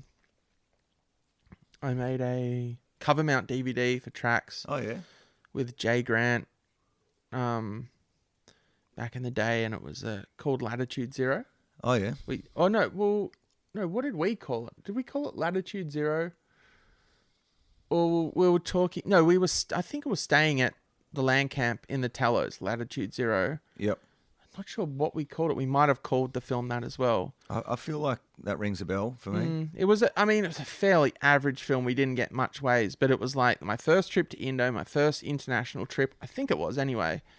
And, I was just mesmerized by a lot of things. I was still dealing with a lot of chronic anxiety back then. So, it's very hard to enjoy things when you're anxious as fuck. But it was a very, I'd done a few trips around, to East Coast and stuff in Australia. But yeah, it was pretty crazy to go see something different and to film stuff. And like, I think anyone that any filmer that does a trip out to the Mentawis or any of those islands or, any of those zones in Indo, it's a real reality check for like, it's hardcore. Years later, once I'd done a number of trips and drawn the line in the sand, I said, like, any job I get on, any trip I do to Indo, it's purely like my call. I don't go to land. I don't do the land filming stuff. Right. I'm on the boat. I'm in the water, unless of course I choose to. But like every time I go do a boat trip now or go to Indo, it's like, okay, I'm just letting you know you're hiring me, but I don't do this. Yeah. Okay. If you don't want to hire me, that's fine. I just don't go. I don't go to land. Yeah. Because it's for me. It doesn't work. Yeah. Too hot and all the bugs and stuff like you're saying. Mate, clips me out. Like the last couple of boat trips I've done, we've had a couple of like parties on a beach and this and that, and I just absolutely lather myself up in insect repellent, and that's the only way I can relax. Yeah. And then I'll get blind with the boys. Yeah. but like I'm not going on a boat trip. Yeah. And just sitting on the beach at Macca's for 8 hours a day now. I just don't do that. I said, I've done that. Yeah. Every filmer that does a boat trip or goes over there needs to do that as a rite of passage. Like if you're going your first boat trip, if you're a filmer or a photographer and it's your first trip and you just stay on the boat or you just swim, nah. That's the cream, you reckon? Nah, you got to do your rite of passage for sure. I did years of trips over there, getting whipped and sent to the beach and basically being stranded. Like the boys would be like surfing for 4 hours. Yeah. And then they'd go back to the boat for a snack. Yeah. And I'd be like, oh, and they'd be like, no, you stay until we're done. You're in there all day. Take snacks, you're just in there all day. Yeah, and like the thing that I hate the most on one of those trips, and it gets frustrating even for swimming or for shooting off the boat, is when you're on a trip and there's 6 surfers or more and one of them's a bit hungover, so they don't go surf early. Yeah, that's right. And then you got 2 or 3 guys that are out there from dawn. Yeah. And you're like, all right, it's almost time for breakfast. Yeah. One of them paddles in. 2 new guys that weren't surfing go out there. And then, it's just this like constant drip feed of all the surfers from breakfast till sunset. It's good if you have a team manager on the trip because they can kind of set in and be like, they can step in and be like, hey, guys, got to give the filmers a break. Let the guys come in from land and like recharge. We got to cut this off for, unless it's absolutely firing, like, but it can be so frustrating when the surfers kind of just get like that. Well, I'm just going surfing. You can film if you want, but it's like, well, mate, my job's here to film. Like what, what if you end up getting a really good wave? And then you'll be angry that you didn't get the shot. Yeah, it's like, and I've been on those trips where I'm just like, hang on, just wait, just chill. Like, let's just wait for old mate that's been surfing for 5 hours to come in. Yeah. Have half an hour even. You don't need to go surfing just yet. It's not like the wind's offshore. You just, Yeah. And so that's a really frustrating one for sure. But I think it's a rite of passage that any young filmer or any filmer needs to cop. Because And then you get to the point where, you can start to direct traffic a bit. Like you say, you got the confidence in your ability and your decisions and just go, man, come on, let's make this work for everyone. Yeah, exactly. You're not doing that on your first couple of trips. No way. No. Yeah. I remember the first boat trip I did, and I had like 5 DV tapes or something, and Jay and Craig were like, "Oh, mate, you need more than that. You're going to be like on the beach all day, every day." And I was like, surely not, kind of thing. And I remember there was one day where we scored Pumping Greenbush, and I was on the boat filming boat angle. I was like, wow, this is the most amazing shit ever. And then the next day, I was like, it was just like things can change so quick. The next day, I was just on the beach all day filming them doing cutbacks at, 2 to 3 foot Roxy's. And I was just like, fuck, yesterday was sick. Today sucks. It was just so boring and just lame. I was like, the water's glassy. It's like 45 degrees. Yeah. Whatever it is. And it's like the funnest waves ever. Yeah. And I'm just on the beach melting by myself in a rock pool or like a dried out rock pool while these boys are doing hungover cutbacks. And I was like, oh, but that's what you got to be, Yeah. You see on social media or whatever, they're all just like the highlights and everything looks amazing. And you got those crappy pop songs with the shitty little drone shots with the color grades and everything looks so polished and fun on a little phone. Yeah. And it's like, that's fucking nothing, Get back to me when you've sat on the beach for 8 hours and you've just been evaporated. Yeah. But, that's that. That's the job. It is. Yeah, Sometimes cool. it is. No, that's a good insight. I like it. Mm. I like it. Mates, so... You got a lot of notes there. Yeah, got a few questions there. Fire them. All right. Mate, let's talk about... Well, could go anywhere there. I was enjoying those early years, and let's stay on that just for a bit, those early boat trips. Was there something really memorable on one of those early boat trips early in your career, like either a session or just getting dressed down by someone for saying like, fucking, you didn't get the shot, or just something memorable. That can be positive, negative, whatever. I remember getting dressed down by Mark Healy on an electric boat trip once. I had no idea what was happening until it was happening, and it was just like... I think it was like one of my classic cases of me just not being aware of how autistic I was and just rambling on about something and just like not taking a second to be like, oh my God, I'm speaking to like one of like the most hardcore pipe chargers that's ever existed. And I was like trying to tell him about something to do with like, you could just imagine this little shit-nosed grommet that he's never met before. No, I'm just, there trying to tell him like something about how like pipeline isn't this or like that. And I just remember him like, I can't remember any of the specifics, but I just remember him stopping me and saying like something to me that just got me so rattled and scared. And I was just like, but like he was totally right because he's in a position where he can say and do whatever the fuck he wants when it comes to that. And I just remember like, that was... I mean, I did that shit all the time where I had, I just I didn't forget myself. I just never knew myself. Yeah. And I was just ramble on about something stupid and try and make like, just not even cohesive. Just didn't really know where I was in the world. Therefore, I just say things that, no filter, just say things in my mind. And I don't even know what I said, but I just remember that feeling of him just like verbally demoing me in such a passive-aggressive, calm way, like, consummate professional or whatever the word of the phrase pulled is. You up. Just like, and, I mean, my entire adolescence and 20s were covered in moments like that from many different places. It was one of those things where I was like, oh my God, like, I am just... why is this shit keep happening? It was one of those like diagnostic criterias, that was like, I don't understand why all these people keep like acting this way towards me when all I'm doing is, this or that. Like you couldn't put a finger on it. It was just this like aura of things. But that was one memory on a boat trip where I was just like so embarrassed, but had no idea what I'd done or said to deserve it. Yeah. And, that was pretty funny. But those That's good. No, that's a good I story. think any Grom filmer, any filmer that gets to go on a boat trip and live that dream, considering that I'd grown up watching Crakey on Young Guns doing boat trips, going, wow, that's the most amazing trip. And it's still to this day the best trip I could hope to do. Yep. Pretty much when I get called up to do a boat trip, I'm just like, as long as it's on my terms and people aren't like, forcing me to go to the beach or whatever, I'm like, fuck yeah, I know how to do it. Let's do this. Yeah, Not my sick. first rodeo. How many boat trips do you reckon you've been on? I've done 10 now. Oh, 10? Yeah. I thought you were going to say like 80. No, I'm not that lucky. I think right. coronavirus put a fucking hole in that a Oh, bit, but yeah, I made up in the last few years. Yeah, cool. But, all that kind of stuff. Like, I've done enough boat trips to have a decent understanding of how that zone works. Yeah. I mean, 10 is still Yeah. 20 weeks driving around. Yeah. Immense, Pretty like, much. Yeah. I mean, it's fuck all compared to, those super core Indo lords and stuff, but Yeah. I'm not super core. I'm just semi-core.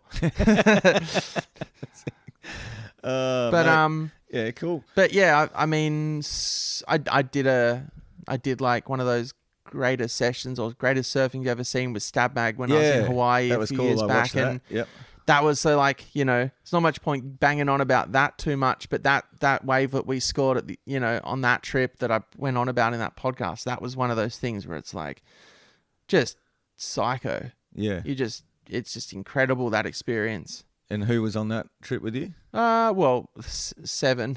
You want me to list all of them? Yeah. Nah. Just watch the film. If you don't Okay. have Stab Media Yeah. or Stab Premium, you should probably get it. It's Or great. at least borrow your mate's password. Yeah. I've doled out a couple, but Yeah.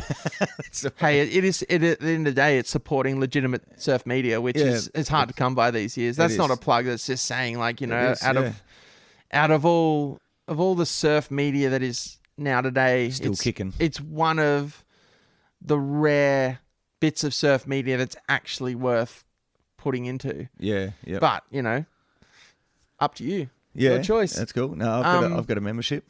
I'm keen because I got given a filmer's password. Oh, it was did great. you? Oh shit! Did they give them to retired filmers who made really B grade movies back in the day?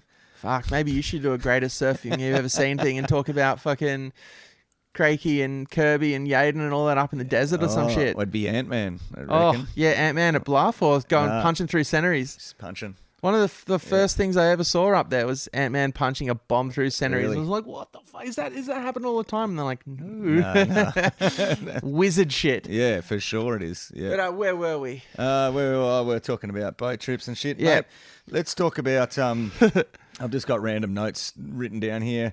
One recently that you were on a trip, that cloud break session with Nathan Thought that was gonna Florence. come up. Yeah, of course. I mean, these unbelievable images have come from Might people need on another boats. And Might need another beverage. sure, let's press pause and we'll start with cloud break. All right, quick refreshment break there. We're back delicious. and we were going to talk about the cloud break session because when it came out earlier this year, there were some really amazing images of just huge, super clean, barreling blue waves. And, one of Nathan Florence standing tall and a couple other guys. That Solly Bailey got an amazing one. And, mate, there's just a little speck in the foreground of a lot of those photos. And turns out that was our man, Mr. Jenno over here. Tell us about that trip. Twas. That was a really it was an interesting kickoff. There's a I don't know, maybe it's boring, but I find it really cool. Backstory to the start of that trip because halfway through last year, the surf industry went through a bit of an upheaval and a shuffle, and I feel like every year it's been doing that. It's almost like the status quo with the surf industry. Every now and again, people get comfortable. Oh, we just need to sell off a company and get everyone rattled and all that kind of stuff, and jobs stop happening. And so I'd had a really good start to last year, and then the back half was just a desert. And I was, coming into the new year all confident and ready to go, and everything was ready, but I was so rattled because I hadn't had work for so long. And then, as you do, particularly when you got no work, I'm firing up every connection I have, trying to be like, hey, I want to do a trip. Like, let's do this and stuff. And you know, it's just basically like, yeah, if we get a budget or whatever, crickets, like hopefully this happens, and like so many dead ends and just misfires and just gets at you. It's not like you're a tradie and you've got like people constantly needing, you know, electrician stuff done or roofs done or whatever. It's like it's almost optional. It's an optional. It's a luxury job. You know, it's a luxury trade. Like so, like you have to be lucky to have surfers and companies going, yeah, we're going to spend that money on you to go and travel somewhere and do that for whatever reason. And you know, it'd been like 8 months since I'd actually done a job, and I don't know if it was like months since I'd had a decent swim. And I'd get everything ready, and I was all fired up and then there was a forecast for one of my favorite waves that pumps during summer on the rare occasion. And it popped up, and I was getting all charged up for that. And I hadn't swum. I hadn't put my camera in the housing for months. You know, it gets pretty bleak over here for quality waves. And that favourite wave, we're not mentioning it, but is that in Australia or? Oh, it's just around the corner. Oh, okay. Yeah, it's the closest to my house kind of thing. It's like, you know, it's my most local of locals. Yep. Anyway, so I was getting ready for that, and I think I was like basically checking the bank the day before to see if it was good, and I was like, good, tomorrow is going to be sick. And then like I was just so stoked, and then and like literally hadn't swum for months. Really? And I got my camera ready, and I was like psyched for that. And then like that day while I was checking it, my friend Logan, who is the mastermind behind the Snap film series, which I guess is like an American version of lubrication in a way. Like, yeah, kind of. It's like back in the day, it was like Andy and Bruce and all those crew. Like it was, but it was very much like, I guess, you know, halfway between lubrication and campaign, all like Taylor Steele films, like somewhere there. More successful. But hey, success is measured by enjoyment. Yeah, good. Yeah, no, I had a good time.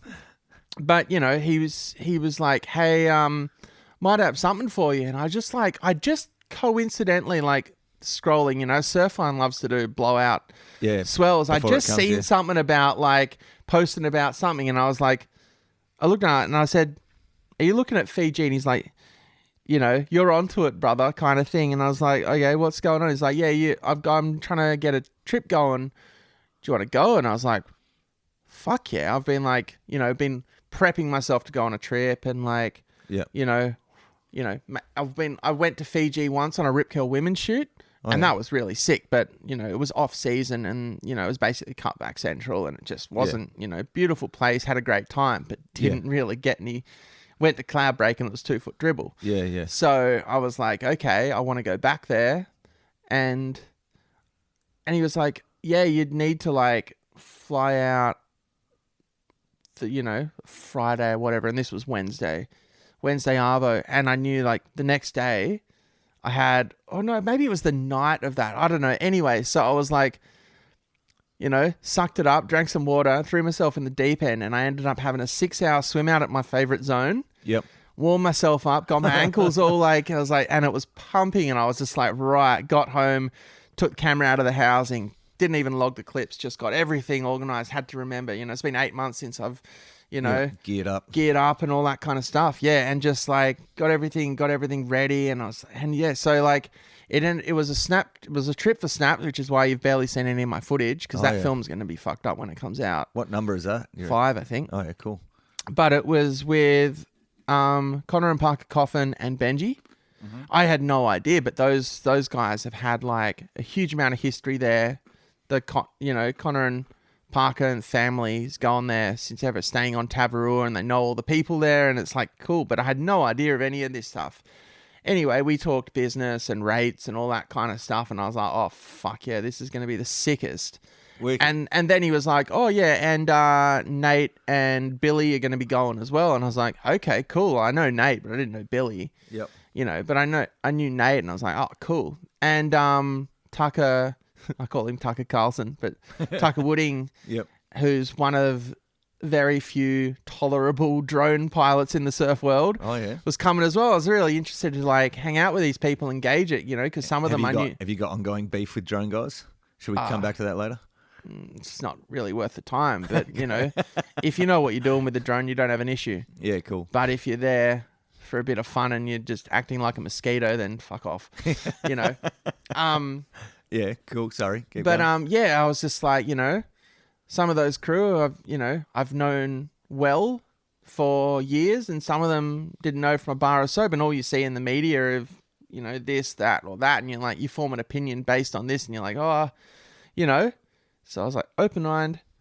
I looked at the forecast and I was like, oh yeah, 3.7 at 17 seconds. Like for here, that's barely a swell that'll tickle North Point because of the refractions and everything. So I was like, I didn't really know how the bathymetry at Cloudbreak worked in terms of channeling swells and picking it up. I knew that it's like picks up swell, but it's definitely deeper, no continental shelf. yeah, So, but it's like, you see a swell like that for North Point, you're like, could be 4 foot, could be 6 foot. You never know. Yeah. If it's west enough or, Yeah. it might end up being pretty good, but you don't get, same with Toomies. Like you see a Yeah. swell like that, you're kind of like, could be 6 foot, Yeah. could be 10 foot. You don't know until you're there. And, you know, so I was like, oh yeah, looks like could be some good waves. This would be sick. I'll give it a crack.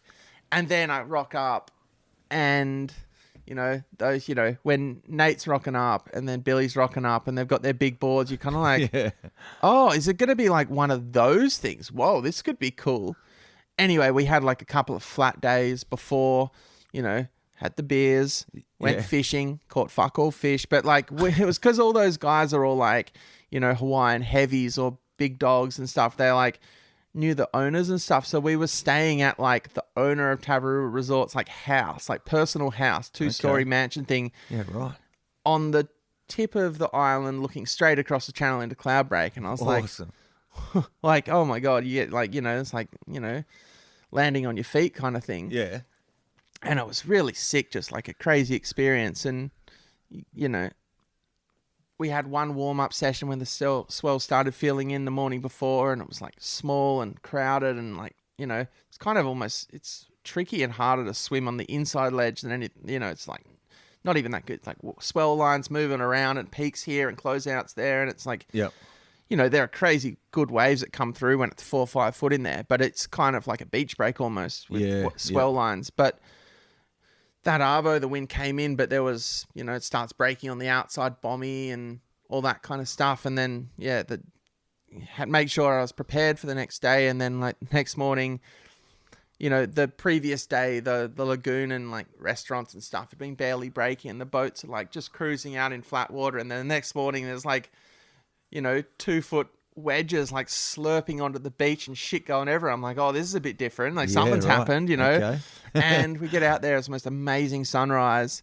And then like, you just see these swell lines coming in and you're just like, oh shit. Like big. I mean, I've been out the right when it's 20 plus foot, I know what a big swell line looks like. Yeah. But it's different there because everything's just so long and just running down the reef, and it's like just a different dynamic. And it was just like, holy shit. And of course there's like a bunch of swell event crew there, and you got timber knifing there, just like timber knifing out and just like going huge. And it's, it's comical in a way, but it's like cool. It's kind of sick, this is like, it's a special event. Swell event. Yeah. Yep. And it was just like, those guys were like, holy shit, we're on kind of thing. The tide was getting lower. The swell was, sorry. Yeah, right. The swell was on the, back there. That's okay. yeah, got to stretch the big frame. Yeah. The swell was meant to peak at a certain time, and we're just, I guess in the tropics, that you never know if the wind's going to go southeast or northeast or stay easterly, or at any moment it could have just flipped and gone, it's shit. You go all that way and then the wind just doesn't play fair. Yeah. Yep. It's not like a West Oz easterly. Yeah. And so everyone was just, out there and on there. And I was like, Jesus Christ, do I have this in me? I've only swam for 6 hours 2 days earlier for the first time and whatever. And I was like, But my other camera that I had to shoot on the boat, it just didn't feel like the lens and the fact that there was like, a bunch of boats jostling in the channel, and there's insiders here and there's ones out the back, and the language breakdown between the boat driver and all that kind of stuff. I was just like, man, if one of these guys gets a bomb and someone else on a ski or another boat is in front of me, then my shot's ruined. I'm done. Like, that was the biggest thing. I was just like, well, my housing's ready, and I've been waiting for an opportunity like this ever since that 2011 Thundercloud day or whatever. I was like, mate, I might get the shit kicked out of me, but if I don't tap in right now, Yeah. I'm going to be feeling like the biggest knobhead later. Yeah. And I was just like, right, there's like the drone guy, there's like a bunch of other cameras, like they've got this, like, you know, you need something different. Logan's got me here. He wants something different. He wants something special. He doesn't want me to just shoot the same as Zord and Mikey and all those, you know, Timber Knife, and they're all going to do their things. They've all got their things. And, you know, luckily, you know, there was a bunch of skis in the water. Like, I wouldn't do that if there wasn't safety and there wasn't all that. You wouldn't do it at the right. If you were just solo seshing and there's no chance, you'd be stupid to do it at the right. Like, it doesn't matter how hardcore you think you are or how much training you've done to put yourself in that much of a dynamic environment. Yeah. That's just dumb. Safety, you know? Yeah. Do you have like bigger flippers than normal or any? My fins were broken, dude. Oh, what? That's the thing. I've hung up my fins. They were both split. I'd put them on the wrong fins originally, so the split was on the wrong side of my foot. So I had to change my fins up like once I got in the water, and then after that session, I hung them up. They're still sitting at home as like they're the Cloud Break fins. Done. Yeah, cool. Got new fins the day I got back. So but, you don't have any like. Because you don't want impact vest or any of that sort of that's stuff. the thing. All the surfers have the vests and the pull cords and all that stuff. But as a filmer, you want to be able in to the get water, under you them. need to slip underwater like you're popping out of the atmosphere. Yeah. And that's so it's like, if I did get smoked by something, I would have got demoed. Yeah. But you know, that's not trying to talk it up. I'm not trying to puff my chest up or anything. It's just would have. But that wave is so mechanical and does not shift in the fact that I was actually hoping for bigger and bigger waves because it wouldn't shift. It would get better and better to shoot. Okay. Like, because the smaller ones are maybe a bit armony or might not hit out the back and like go under me. And, you know, like Lindo got a crazy one that went completely under me and that, you know, and shit like that. But the bigger they were, all I needed to do was make sure that the boats were that far away from me. The skis were there and like try and triangulate and be like, you know, but you'd have a 12-footer breaking like 50 meters away and it would like barely even be barreling, and then you'd pop over it and a 15-footer would just be on the back ledge and you'd be like, whoa. Steaming past seeing these lines going for 200 meters and you're just like, whoa. But at the same time, you look down, you see how deep the water is and you know you're fine as long as you know. But yeah, I jumped in the water because everyone else was doing the same thing and I was like, this is my chance. This is the crack at the whip. Yep.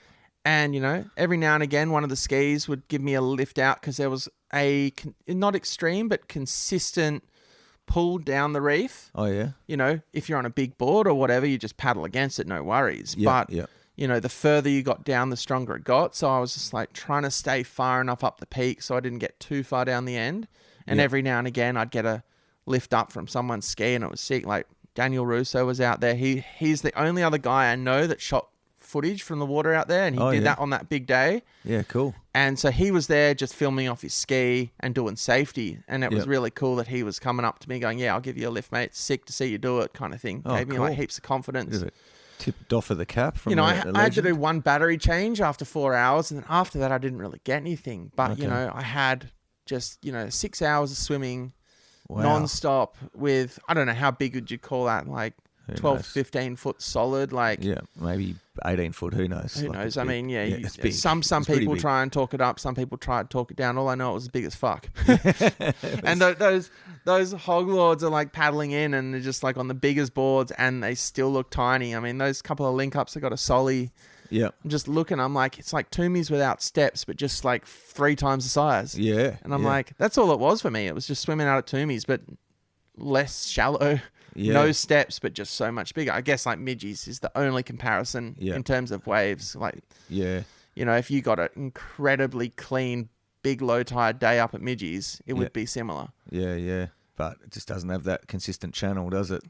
Well, I think if it was big enough and consistent enough, it kind of would. Oh, yeah. It never really breaks out wide of that reef. It just hits that bowl and kind of hooks in. But, you know, I would never really think of swimming out at Midgey's when it was big, just because I just wouldn't think of it. No. But out at Cloudbreak, it's just so ridiculously on the corner. It just hits that ledge and it can't go anywhere. That's awesome. It can't shift in. The swells can't come from another angle, or they can't like max out on a ledge. You know. Has that trumped your best surfing you've ever seen, or was it just the waves were the best you've seen, or was it neither? It's hard to say. Like, I just think it's part of a complete breakfast. Yeah. Fair enough. It's just part of. Yeah, I break everything down into each year. Yep. You know, 1 year I score these waves. I get this session. I do these trips. That's 1 year. This year I do this, and like I look at what I've scored this year, and you know, lefts, rights, big, small, airs, barrels, suns. You know, morning sessions, arvo sessions, good lighting, all that kind of stuff. Land footage, water. I break it all down, and I've gone this year. I have ticked so many boxes that I just haven't been fussed in the last couple of months. I'm like bagged out. Cool. You know, I know the bank account wants me to do some more stuff, but like, doesn't it always? Yeah, that's it. It's just is it some of the biggest surf you've swum in? Yeah, the only I got to have a swim out at the right. Did a 6.5 hour swim out at the right This year? a few months later, and it was like 15 foot, like insane. That arvo was like some crazy waves, and I was getting in some really interesting positions, and I was blown away by some of the shots I got. Yeah. Totally different type of surf, but you know, once again, like, so that in two huge sessions in 1 year, that's pretty rare for anything that big and clean. Yeah, cool. But the only time I also swam the left this year as well. That was pretty fun. Oh yeah. Me and Ari got out there. It was only a small mid-sized day, but it was still a challenge because that wave's a bit different to the right. But you know, those really big sessions, I've only swum the right 2 other times. One was in 2016, and that was huge. Yep. And you know, Russ and Ange were swimming as well. So I was like, you know, I mean, as soon as someone tries to get in front of me, I can't take it. Yeah. I'm like, nah. If someone else is doing it, I'm doing it, because like, you know, I'm not going to call Russ out and be like, oh, get out of my shot kind of thing. Yeah. We have a certain level of respect together, but like, if he's in the water, I'm like, well, I'm not going to be in the water. Yeah. So I meant that was in 2016. I mean, yeah, 2016. It was in May. It was a huge day. It was like really rogue and like almost 30 foot in the morning, and then it cleaned up and just got perfect. And I jumped out. That was my first session, swim out there, and that was incredible. And then I think it was 2020. It was, you know, as the pandemic was starting to get a bit silly. Yeah. Yeah, there was a session out the right. It was only mid-sized, 12 foot. But with the odd bigger one, but super clean and blue, and I got some amazing shots swimming that day as well. There's a few crew. What was scarier, swimming the right or swimming big cloud break? Jeez. Cloudy, because I wasn't used. I don't know. There's so many skis at the right. You know, it's turbo junkies. You know, you've got people doing donuts around your left, right, and center, and there's no current out there. You know, obviously there's current where the wave's breaking, but there's no current in the channel. I mean, not even on the channel. Like the other day, well, the last time I was out there, I was looking down and you're like, I can see the reef. I'm pretty close. Yeah. But there's no current pulling you in and around if there's not waves breaking. And there's so many skis that if you do get in trouble, someone's grabbing you up. Yeah. I got like a 12-footer on the head on that 2016 day. And did you? I was recounting the story to Rex the other day, or like a month or two back, and he was like, yeah, I was the one that came and picked you up. And I was like, oh, really? That was you? Fuck it. That's sick. Because I remember getting so demoed, like bear hugging my housing and just getting like trying to swim deep and then just getting so ragdolled. Really? And just like, and popping up 50 meters on the inside like it was nothing. Wow. Just like, you know, but there's so much ski safety out at the right. Yep.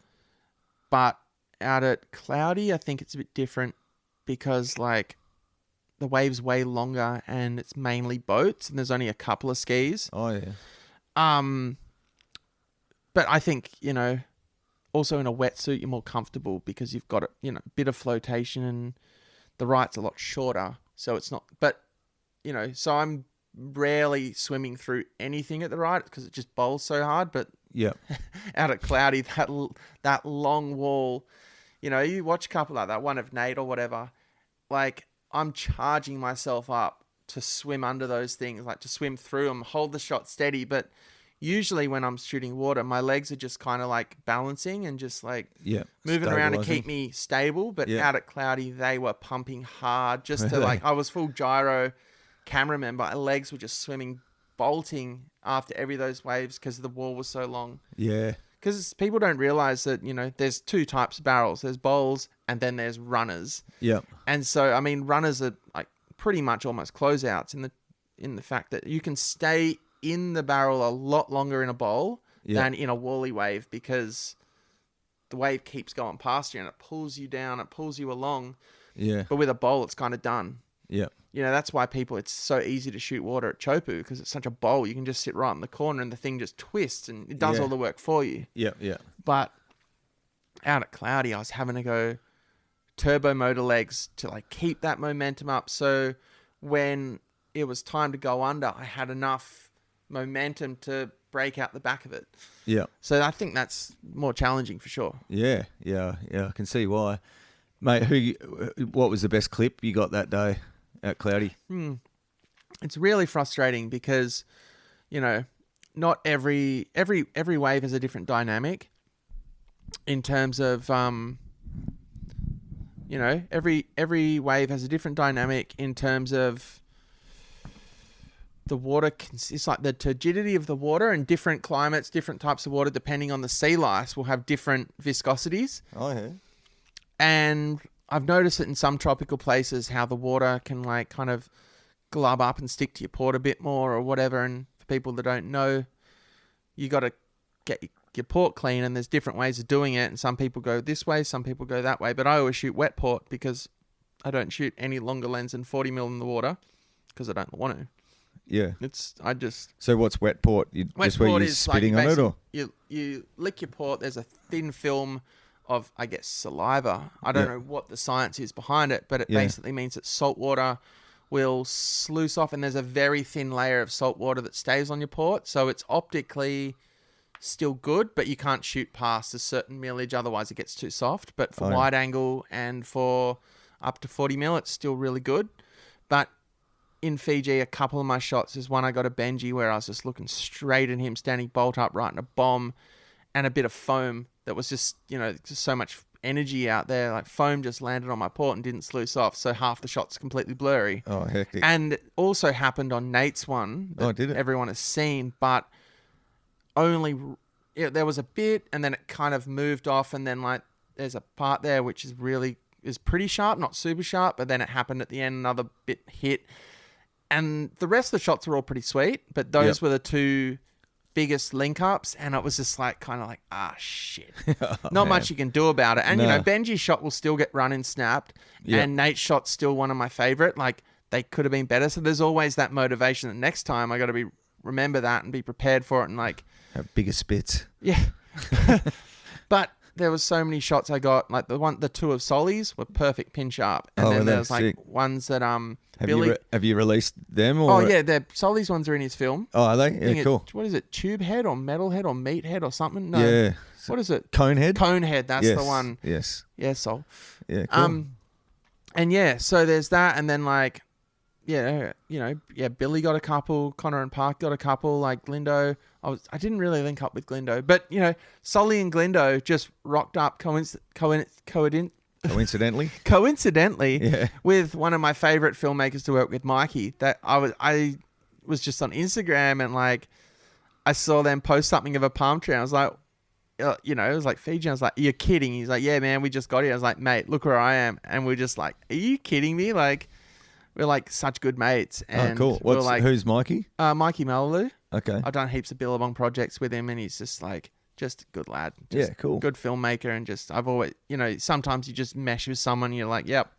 Did we just become best friends kind of thing? Like, shit, yeah, let's make a movie. Yeah, cool. Yeah. Oh, classic. Oh, that's cool, man. Yeah, it was a pretty awesome session, and definitely got a bit of coverage, and yeah, I think there was definitely a bit of a talk of like, who's that dude swimming around? Did you have any close calls? It sounded like it was pretty ruler edge. Did you have any where you were just like, oh man? No, that was I said, like I got to a point where I was just like, the bigger the better, come at me. I know I've got this figured out.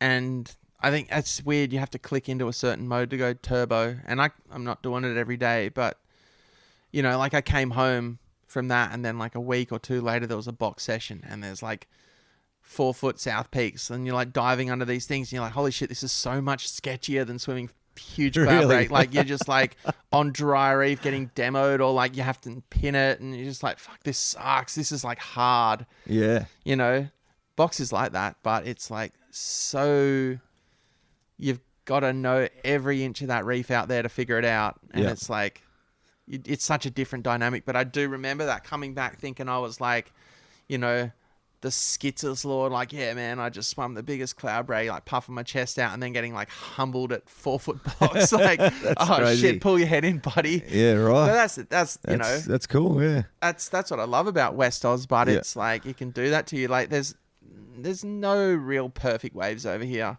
No. They've all got their like intricacies that on their day, like sure they well, individual waves can be perfect and there's some incredible spots, but they've all got their moods. Yeah. And they can all send you to the sin bin if you're not too careful. Yeah, and cool. It's fantastic. It keeps everything interesting and challenging and fun. Mate, talking about waves over here, Chippo's just releasing a new edit coming soon. He is. Jacob Willcox. Yep. You've partnered up with him a lot over his career, or have you? Oh, I don't know. That's a question. Oh, sorry. I thought you were like, oh, we've partnered. I was like, have you really? Oh, no. I said you've. Oh yeah, Chippo's one of those guys that, like, you know, he's in that demographic younger than me. And, you know, when I was, you know, doing the Crakey stuff or like even, you know, past that, I started filming with Creed and he was like this little young whippy shithead kind of thing. I remember doing a trip up to Nalu and Jay was injured and just fishing, but I was up there, came up with him and Moondogger and Dino and we were camping. And I was like, I'm going to make a film with Dino. I made a section for Ruka, who's his sponsor. And Dino Adrian. Yeah. Yep. Just core lord. Yeah.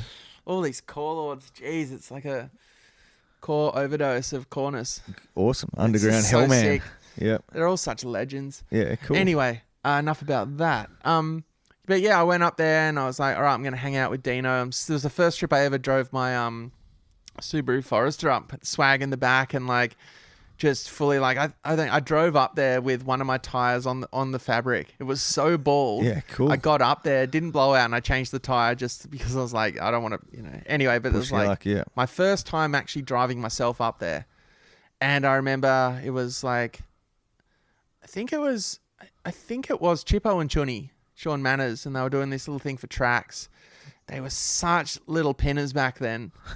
But like, you know, obviously immense talent, just real young and just hadn't come into it yet. Like Creed was still, you know, Creed was well established by that point, like doing incredible shit. But like those guys were that 3 or 4 or 5 years younger and just like hadn't quite hit their stride. But Chippo was showing some serious, you know, potential. I mean, so was Chunny, but like, I just remember like, I think Chunny's time came like the next year or the year after, but Chippo had like, because he was front side out at Toomey's, had just kind of found his little thing, and I was like, fuck, that guy's a little whippy shithead.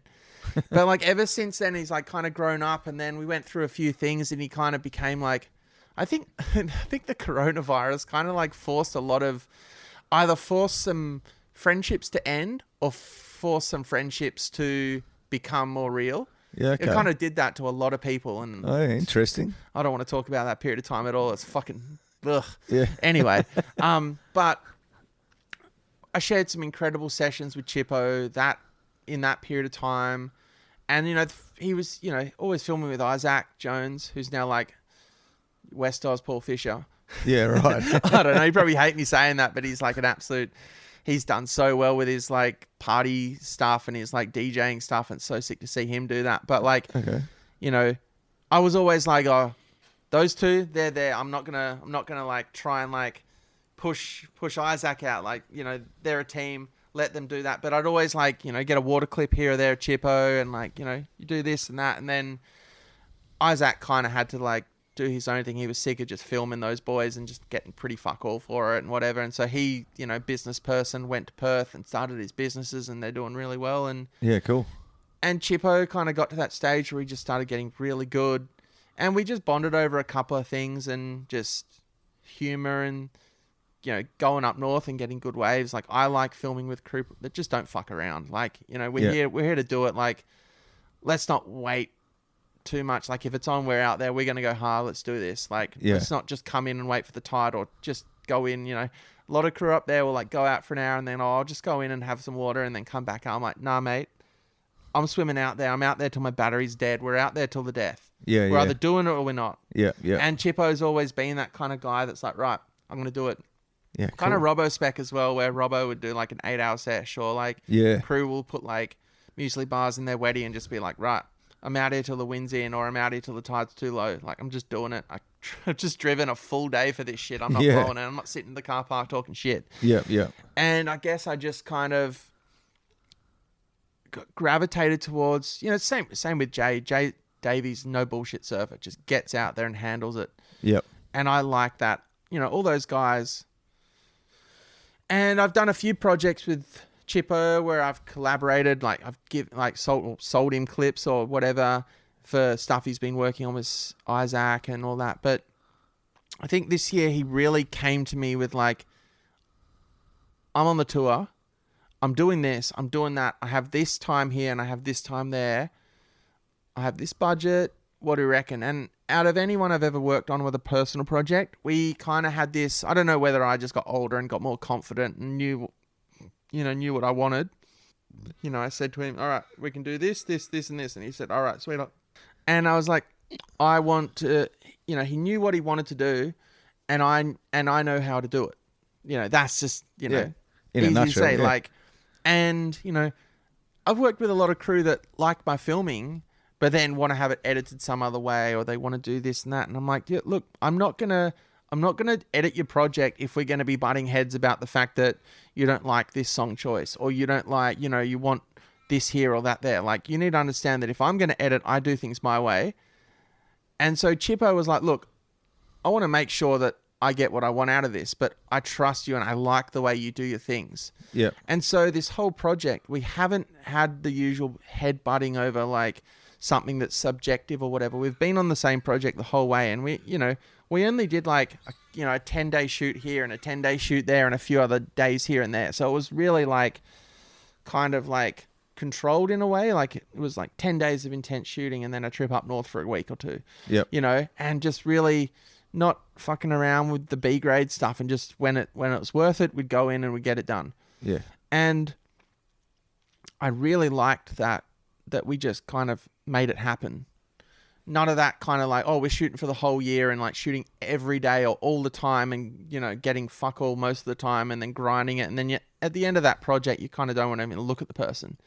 You're like, oh, fucking done with this, man. That was too much. Yeah. Yeah. It was really about like having a good time and just pouncing on the days that were worth it. Sick. He's paying me per day to shoot. So it's like, mate, why would we go and shoot shit waves? You're going to have to pay me. It's up to you. Like, it's up to you to choose whether you think it's worth blowing a couple $100 for that onshore shitty session, or would you rather just not spend that and then wait for it to be good and just, And he was like, yeah, totally. Like, fuck shooting that crap. Let's just go and get the good gold stuff. And I think that worked really well because we weren't just like blowing our energy on just everyday crappy surf to try and milk it. We just tapped in when it was right. Yeah, and good. we made the most of the sessions. And that's is that out for people to watch now, or is it still coming? And what's it called? The new it's just called Chip. Oh yeah, cool. Because it's just about to premiere pretty soon or something, Well, isn't it? so yeah, I don't know when this potty's going to be coming out or whatever, but Yeah. what's today? Sunday. It's Sunday. coming out. Sometimes these potties take a month or two to come out. You're sponsored by this beer brand, so I'm not sure if I'm allowed to mention the other beer No, brand. you can, mate. It's all But good. so Chippo is sponsored by Gauge Roads, Yeah. and it's going to be premiering on Thursday. What day is it? I think it's the 8th. 8th. 12th. Yep. 12th. Thursday, in 12th 4 at Gauge days. Roads Sick. in Perth. So Yep.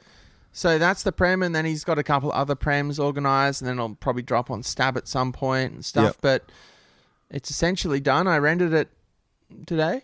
Oh, did you? Worked on it today, I fresh. Showed the misso. Chanel thought it was sick. She loved the subtitles. Oh, that's Because good. it's not just surf. I mean, it is, but there's also a bit about his thoughts on the tour and how it went for him and all that, and how that shaped his mind, how he used that to pivot, and then all that kind of stuff. I think it's cool. I wouldn't say it's different, but it was a challenge for me to do something to what I usually do, because I usually just don't do audio. Yeah. I don't have microphones. I don't do vloggy stuff. So I didn't record his interview. I didn't record his words, but it was fun to kind of go back to the more like to balance the audio out and edit that and make it like really cool and like sound good and flow with the music and stuff. So I'm really happy with how the film's come out. And it's like, it's pretty much 17 minutes, but it's just, I think it's a really good balance of surf cinema and surfing and a bit of story. All the stuff. And he's been on a pretty hectic journey, competitive surfing wise, hasn't he? I mean, fuck, we all know we're all big fans here of Chippo being a West Aussie. We're all fucking behind him big time. And man, he's had a couple, like maybe 3 or 4 years now where he's missed out by a bee's dick on qualifying. Then he finally got there and then just got super unlucky and got bumped off. And well, that's, it's nutshelled in the film. Yeah. It's not a sob story. It's like, it's not anything like that. It's just briefly touching on the highs and the lows of the year. Yeah. And it's done in a way that's, I think, really authentic and just, it's, I don't really want to put anything out that's garbage. So, like, I put a lot of effort into making sure that it was refined and clean and tells a cohesive story that people can follow. I mean, it's not a story. It's like a couple of passages of his podcast. Timeline. Really, it's just talking, like, talking about a few of his experiences with overlays and beautiful footage. Yeah, cool. And so and it's just there's a lot of sick surfing, some beautiful tubes. Yeah, wicked. Oh, sounds good, man. Look forward to seeing it for sure. Mates, let's talk about, sounds like Chippo is one of your favourite people to work with. I did have a question, like, who's one of your... Oh, hang on, I thought this was a zero. Yeah, don't worry about it. Yeah. Oh, it's not the right... No, it's the wrong can. Yeah, I was going to say, this is 1.4, Jesus. But it is a 0 in a 1.4. Yeah, that's why gotcha. It's a good one, yeah. All right. Bit of sneaky stuff going on there. As long as it's not a 1.4 and a 0. No, that's right. No, it's all good. Mate, it sounds like Chippo's maybe one of your favourite people to work with. I was going to ask you who is some of your favourite subjects to film, and conversely, who's been the most troublesome, if you want to mention them. Oh, no, you're not mentioning troublesome. But I would say that Chippo has become an incredible friend over the years. I would say Jay as well has become a really good friend over the years. Like, he's been, he's been through his up and downs. Like, we've worked on projects and we've butted heads and all this kind of stuff. But, where he is with his surfing at the moment and where I am with my filming, like, I get a lot of joy out of filming with him. Like, he came up north with us as well when, like, me, Chippo and Jay, we kind of went up. Chippo's family came up as well, and we're all just kind of cruising and like, getting waves together. And, Jay's been working on getting footage for the former film that will be coming out at some point, I believe. All right, cool. So, with Ando and Dane and Chunny and all those crew, and that's going to be really sick because I've got some really beautiful stuff with Jay. Unreal. He's really hard on himself, but he's just still a fantastic surfer. Oh, yeah, man. He's just kind of like a fine wine. He's just got better as a bloke. Yeah, At least in my opinion. Oh, that's cool, yeah. But I've pretty much worked with all the West Oz pro guys at some point. Yep. To greater or lesser rates of success and to greater or lesser, rates of best mates. They're all still mates. Some of them are really good mates. Some of them are, just mates, like, but like get on good with all of them. And there's pluses and minuses. And I think, especially when money's involved, it can really fray a friendship if it's not done properly. And I think, I've definitely had issues there where like, but that's just... It's business, it's work. It's business, it's work, and some people understand it, some people don't, and like you just got to try and take a step back and just hope that, it sucks when that stuff gets in the way of a good thing. Yeah. But I'm pretty open to understanding how that stuff works and like, analyze it pretty good and stuff. But yeah, you're never going to talk about, the bad things. You just talk about, no point dwelling on the bad stuff, Yeah. I love shooting good surfing with good surfers that are good blokes, and some of them have become my best mates. Like Creed is one of my biggest inspirations. I absolutely love him. He came and stayed at mine a few weeks ago, and it was just great. Like, the amount of experiences that I've shared with him over the last, 10 10 plus years and all that kind of stuff. And just, you know, we move away from each other. He lives over east, but then we'll do a Billabong trip or he'll come over here and it's just like best mates. Yeah, cool. Like I know he has 1,000 best mates. I don't know where I rank on I don't know where I rank on his MySpace top friends or anything like that. But like, you know, like he's right up there for me. He's just like you know, he's not just an absolutely ridiculous surfer, but he's just such a genuine, caring guy. All right, cool. And, you know, it's just, you know, so I mean, Creed's my favorite out of anyone. Is he? Okay. Yeah, I'd say so. Like, yeah, cool.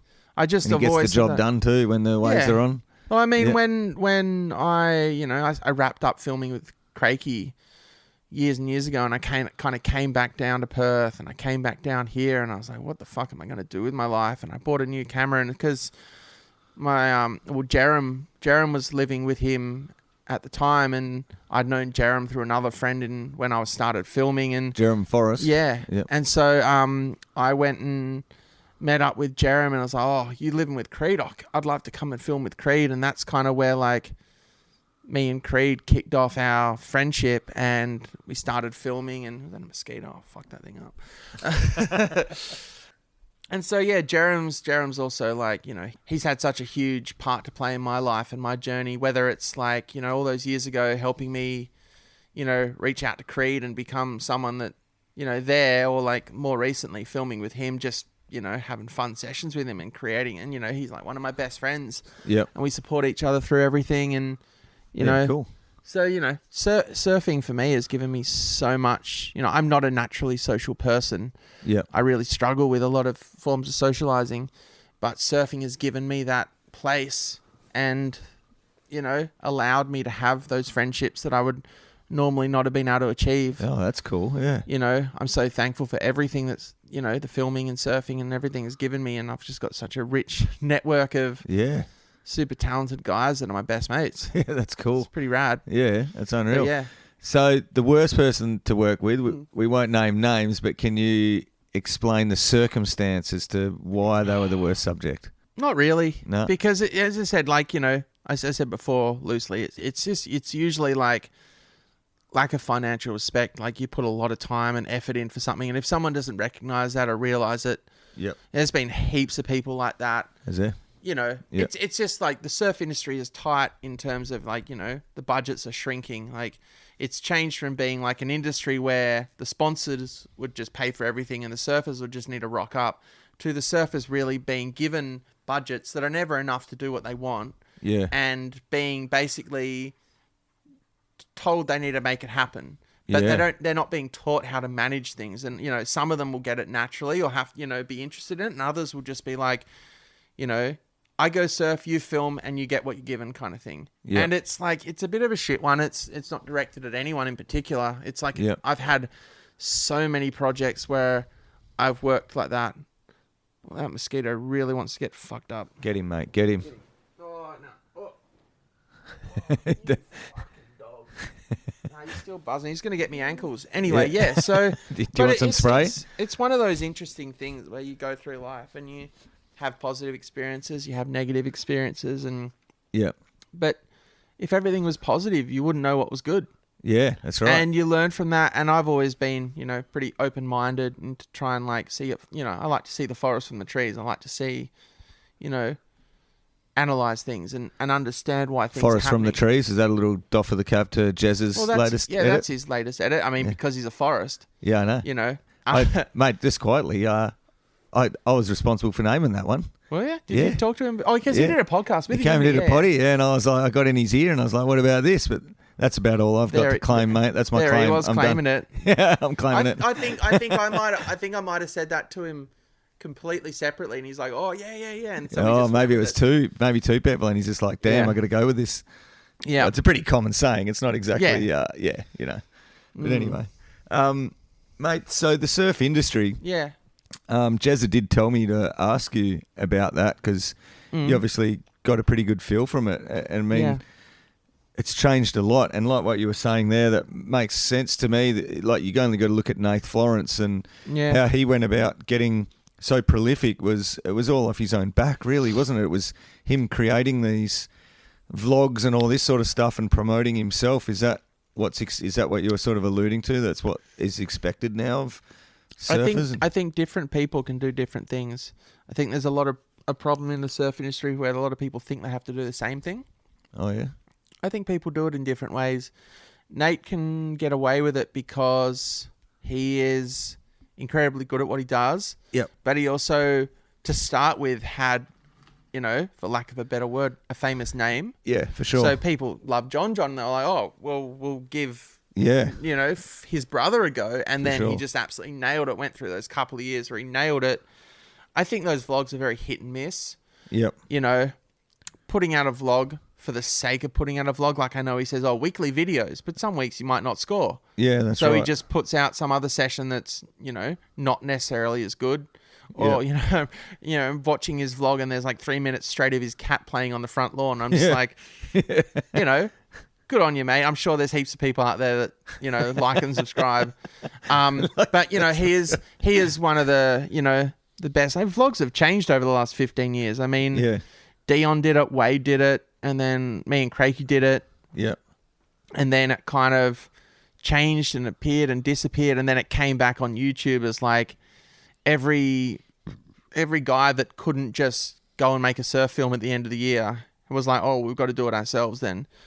You know? Yeah. Times are changing, you know, like there's very few surfers out there that get paid enough purely to go free surf that could fund a film and just go and like not do anything else. Yeah. You know? And I think, you know, a few surfers get stuck in that where like it costs a lot of money to travel, particularly if you're only traveling with a filmer and not other surfers to pay for it as well. Yeah. You know, if you got 3 or 4 surfers traveling and they've all got their own budgets, then a filmer's not actually that much more on top. Yeah. You know, because, you know, but if you're trying to go and solo score somewhere and just take one filmer on your own bat, you know, you're paying for all the accommodation, you know, all the car. If you're taking into it properly, you're not only paying for everything yourself, but you're doubling that for them, and then you've got to pay their rate on top. Yeah, yeah. You know, some surfers might ignore that and just be like, oh, I took you somewhere good, that's enough kind of thing. Like, but it doesn't really work like that, or it shouldn't work like that. No, because you need money to pay bills when you get home. Like it's kind of that thing is because it's the same as all those creative jobs, like whether it's a musician or an artist, like it's something that you enjoy doing. So it's a catch-22. Do you enjoy doing it, or do you want to do it for money? And it's like, well, I enjoy doing it, and I'm just stoked I get appreciated financially for it. Yeah. But there's people that will always take advantage of that, saying, oh, well, you're going to have a good time. Like, you know, you know, like I'll just take you and then like, you know, pay for your expenses kind of thing. And it's like that, you know, it just depends, man. Like, there's a lot of filmers out there that got their job by being best mates with the surfer. The surfer got really good at surfing, got sponsored, and they were like, oh, best mate, you can come and film me. And then things go from there. I never had that luxury. I had to like, you know, I knew no one. I was just this shit little grom that was like 4 foot taller than everyone else at Trig Point that didn't know how to stand up on a surfboard trying to find out how to get there. So, cool. But it's a, you know, it's a different thing. But where were we? What are we talking about? We were talking about the industry then, I think, mate. I mean, obviously everyone knows in the noughties the industry was just booming. There was money everywhere. Now, is there still money in the industry? Has it just changed, or has it changed and there's less? One thing I'd say is like the industry, along with everything, has gone as digital as possible, as quick as possible, like a kid in a candy store, because everything digital is so easily traceable and you just get free data. Yeah. Like the surf industries that used to pay heaps of money to have magazine adverts, you basically, I think all the magazines, you know, used to fudge the numbers to like increase the price and be like, oh yeah, we sell this many copies. We print this many copies a month. We sell this many copies. But I've heard numerous stories of, you know, magazines having warehouses stockpiled of magazines they bought themselves to bump their numbers up. You know what I mean? Like, you know, and there's no way you can quantify how many eyes those adverts reached. But with Instagram or YouTube or anything digital, you just get click meters. Like the data's all there. You look at the end of the day, you see how many people have watched your YouTube, what time they stopped watching it, who skipped the ads, what ads were playing. Like the data there, not that I've really looked into it much, is just so valuable to a company. Yeah. But at the same time, it's taken away the ethos of the surf industry. The surf industry was built by a couple of surfers that wanted to make board shorts. Yeah. And they wanted to make wetsuits so they could surf longer. And the entire point of those companies was to make the products to go surf and then make money to go surf. Yeah. And then they got their team riders.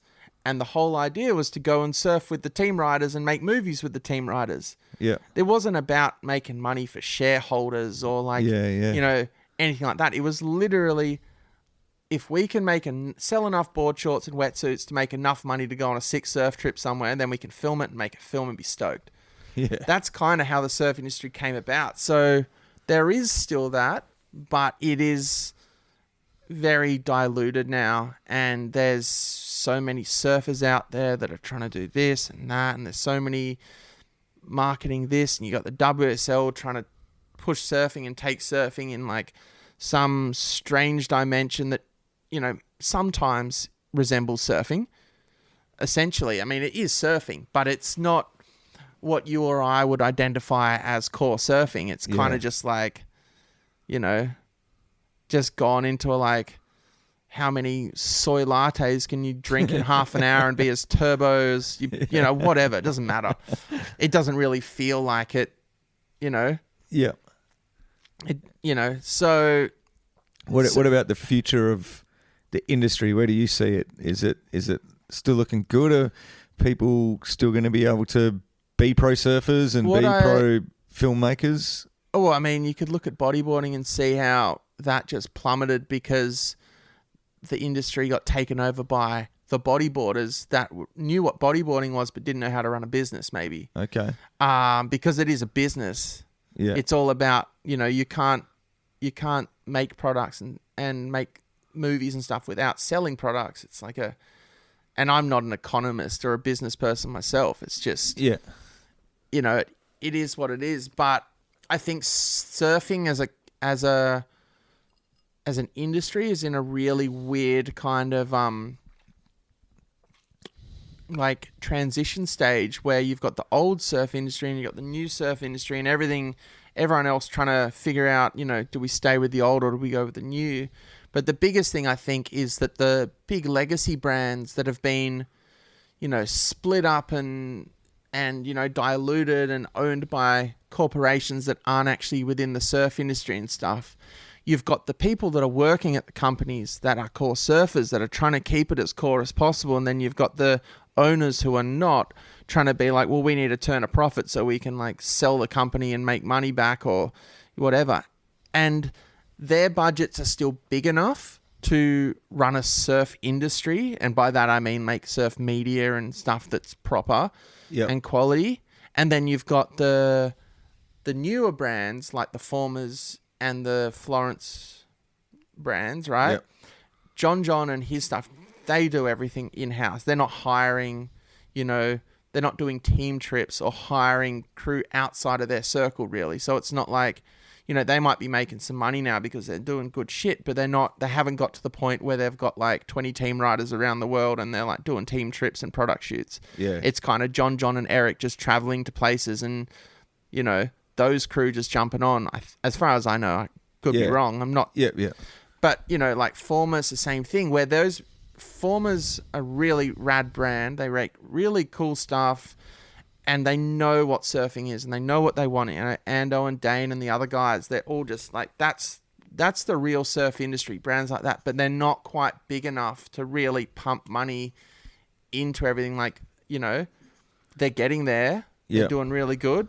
Maybe I'm wrong. I don't know. Yeah. I think they're doing really good from what I've spoken to Craig about and stuff. Someone rocked up to my kid's 6th birthday yesterday and they had a Former shirt on. So there you go. And we're on the absolute opposite side of the world to them, aren't we? So well, yeah. I mean, but it's that thing where those brands are coming up and they're establishing themselves and they're becoming bigger and bigger, but they're not big enough to be like, you know, really solid and just like, yeah, we got 4 filmers and we got 20 team riders, you know. They're trying to build slowly and properly, you know. Yeah. And you've got the big legacy brands that have got the big teams and they've still got budgets to go and do things. But, you know, maybe 5 years ago, like 5 years ago, I would say, quite a few free surfers were on the 200-300 plus grand a year just to go free surfing and put out an edit at the end of the year or whatever. Yeah. I think now you'd be lucky if they'd be getting 6 figures. Yeah. Yeah. There's a lot of really top free surfers and comp surfers, but, that are signing contracts now for just living wages. Yeah. Where, 10 years ago, they would have been like buying a house, cruising, Yeah.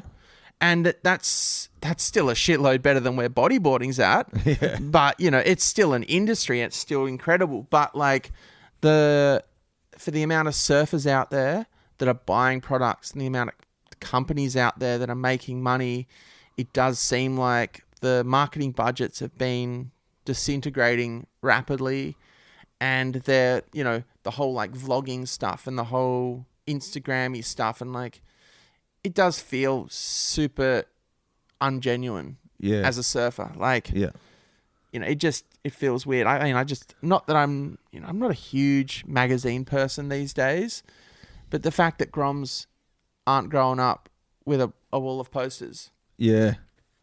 I remember when I was a Grom and I had posters were the fucking best, weren't they? Every single millimeter. I've still got them in my shed. Yeah, I made a plan of it. I had every single millimeter of my visible room. I had my walls, my windows, my roof, everything. Did ya? I would cut out like photos out of Surf Max, not just the posters. I don't have some magazines anymore because I cut the whole thing up into pieces and stuck it around my room. Sick. I still got boxes of Trax mags or whatever. Yeah. But like, there was that kind of that period you go through where you get obsessed with something on a teenage level. Yeah. And I just feel bad for grommets these days. They get obsessed with something. The only way they can access it is just looking at a phone. Yeah. And they probably won't even be able to look at that soon anyway because they'll get cancelled off media. Yeah. Poor 14-year-old grommet that just wants to go and look at surf photos on Instagram won't have a choice. Yeah, that's true. Maybe the band will bring back Surf Mags. Who knows? That'd be cool. That'd be Who knows? An added bonus of it. But all, I mean, all I can do is stay true to my word and do what I do and hope that it gets appreciated for years to come. Oh, well, definitely will. It's been logged, and once it's there, it's there forever, isn't it? These days. So. Well, I mean, I've That's got cool. I am, I archive my work and I look after it, and I have plans to release films with my footage and all that kind of stuff. Well, that was one of my questions, actually, mate. Mm-hmm. I know you've done lots of edits and lots of contributions, but is there ever a Tom Jennings feature film in the making? Yeah, there is. Yeah. Awesome. So. Because I kind of got to this thing, I years ago I started making reels. Sometimes I would make a reel at the end of a trip if it was a really good trip, and I've done a heap of them and just keep them to myself. Yeah. I'm thinking about posting stuff on my YouTube channel every now and again, but I just never really get around to it. Yeah. I think I posted my Cyclops edit from last year, and that's the only that was clip like that's mostly Empty Waves with with Metallica music or something. Was it? It was Tool. Oh, Tool, was it? Yeah. Yeah, and a few whales and a few other animals that and was stuff. Cool. And But the main thing that I started working on, I guess the last reel that I put out was 2019-20. I called it 1920, and that was like 2 years condensed into 10 minutes. And I remember so much shit. It was sick just getting binned on the floor for it. Really? Yep. I mean, this is well, not all, but mainly footage that has been bought and paid for by other surfers or brands. Yep. And my take on it is once it's been used for its purpose, then it's worthless to them. It returns back to me as being, it's my intellectual property. Yep. Someone might agree or disagree, but everything goes online these days, I don't think they'd ever come at you and go, man, like... well... Surely, who would... Surely, but anyway... once it's achieved its purpose that it was paid for, it was in its surf edit or it's in the product campaign. Yeah, it's done its dash. It's not like you're busting it out. A month later. It's exactly 8 years later. Or whatever. So anyway, in 20, I think it was from 21, 22, and 23. I've actually made a film from those 3 years put together called Texture, and it's an hour long, and it's just like, just non-stop I mean, a lot of slow-mo. If you don't like slow-mo, I mean, I'm not for you. Yeah. Go watch Nate Florence. That's sick. But, it's not for everyone, but it's an hour-long film, and I'm still trying to figure out. I haven't quite finished it because I had to shoot some stuff and like work it around, but I'm not sure how that's going to get released, whether I'll just pop that on YouTube. But the stuff that I've shot this year, I am definitely planning to source music so I can do a cinema release. Yep. And because, everything I've shot since 2016 has been cinema grade footage. Yeah. At least that's the goal. Yeah. Whether it's 16 mil or it's on the Reds or whatever, it's all been, 4K, all that stuff. Oh, hey, doggy. Dogs come in for a bit Telling of action. us we should wrap it up once it's food. Yeah. Hello. So that texture movie, is it just gonna be like a visual feast, or will there be any storyline or documentation? It's all purely just music. Yep. Sound effects. So there won't be any like backstory to going, oh, this was, we travelled here or something like that. Yep. No, that's what I mean. That returning to Chippo's edit, like that's the kind of thing that I said, no, I don't do that. Yeah, okay. So when Chippo came to me with that shit, I was like, I don't know, I'll give it a crack, but I haven't done it for a while. Yep. So I made a special, effort for Chip. Yeah, cool. Because, that's what he wanted. It's worth it. Yeah. Yeah. I mean, and he, he's your mate, talked to me and he's a mate, and Yeah. Yeah, cool. But yeah, Okay. it's all basically done with, it's all just my work, Yeah, cool. I'll look every forward to that single every single shot in it's shot by me. So like Awesome. That's and then cool. this year will be interesting what I come up with. But the Cloud Break session, the Right, Toomey's, North Point, Box, And whatever. You'll filter all places. that into texture, or is texture sort of already like Sorry? closed? Has texture already? Have you already sort of closed the lid on what's going into texture, or are you still going to add to it? Texture stopped filming last year. That was like the Cyclops stuff that I put out. That was the last stuff I shot for it. Okay. So that was, I just feel like some years you score some waves and then other years you score other waves, and you kind of like want to fit them all into one film. You can't score them all in one year kind of thing. Yeah, gotcha. But, people can't watch texture at the moment though, can they? No. On your YouTube channel or anything? No. I've shown a version of texture to quite a few of my close friends and guys that I shoot with. Yeah, cool. But yeah, like, Billabong boat trips and other Billabong trips, and then like other people that were there, or there's just a lot of in that 3 years for texture I did I did 2 boat trips, a couple other Indo trips, and I went to all these other places, not to mention 3 separate winters at home. So Toomey stuff, and down here there's obviously a lot of stuff from around home. It's kind of a Yeah, cool. And then the film that I make from this year will be similar, but just from this year and wherever I went. So there'll be the Fiji and there'll be Indo and a few other things. Yeah, cool. I went to Shippies as well this year. And it was pretty sick. Like a real like underground swell. If it was 2 foot bigger, it would have been pretty sick. Okay. But it was still sick. Yeah. But I got to go to Shippies and swim for 4.5 hours with no feeling in my fingers or extreme pain and inability to use them. I couldn't. Is that even the press coldest buttons. water you've swum in? Well, without gloves. Okay. Yeah, it was dumb. I had my gloves in the boat and I didn't put them on. And then I was like, I kept my hands underwater the whole time and they stopped working. Oh, right. Couldn't pinch the dials on the side of my camera. Oh, hectic. Yeah. Have you swum colder with gloves? I've swum in New Zealand. I Oh, guess. But I don't like gloves because it's like you don't have the dexterity. same dexterity. But then when you can't use your hands anyway because it's so cold, it's pointless. Yeah. Yeah, cool. Oh, that sounds cool. Look forward to checking that out one day, definitely, mate. What about shark encounters? I mean, I've no doubt you've swum down in South Oz a fair bit. I mean, swum around here, and out at the right, there's pretty deep water on the south coast. And have you ever been spooked by any or while shooting? I've had a couple of. You get spooked by the thought of it. Yeah. But at the ride or something, there's a lot of skis around. I'm not worried. Yep. I mean, you can't let it get to you. Yeah. I know swimming in South Oz, like swimming in on the inside of a pretty big deep water wave. Yeah. After sunset, definitely going, please just don't do this to me. The surf's been ridiculously good, but you know, at the end of the day, if it's my time, it's my time. Jesus Christ, I put enough hours in to like, Yeah. you know, the lotto's going to come up sometime soon.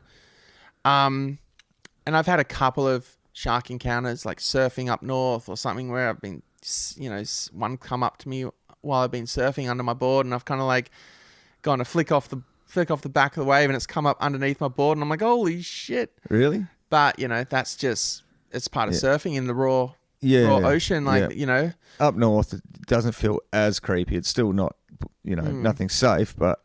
I've never seen a great white, which is, I mean, bull sharks would scare the shit out of me, but the only ones I've ever actually come into contact with physically are bronzies. Yep. And they're all in that kind of 6 to 8 foot range. Yeah. You know, maybe slightly bigger than a dolphin. Yeah. And there's a clip in Chippo's edit. The new edit? Yeah, if we can't, well, you know, we're on the inside at box, and they've both been at box. Now, I wonder if it's the resident bronzy, or there's just like they move in and out, but there's, you know, a bronzy and we're just on the inside of the reef, like in knee deep water or like waist deep water, and it was just cruising. Yeah, right. And, you know, I got my camera in my hand, and I'm like not scared at all, just like, oh, you know, this is cool. Like the shots, there's a beautiful shot of it. And then like a year or two earlier out at box on a day in February, it was weird, but there was just a bronzy cruising out there, and we're all just chilling out there. I'm like, yeah, boys, this is just bronzy just hanging, and we're just watching, looking around, and it popped up here, and then it left, and it popped up again, and I got a little footage. I think that shot's in texture. Oh, yeah, cool. But it's, compared to the one I got this year, it's pretty crappy.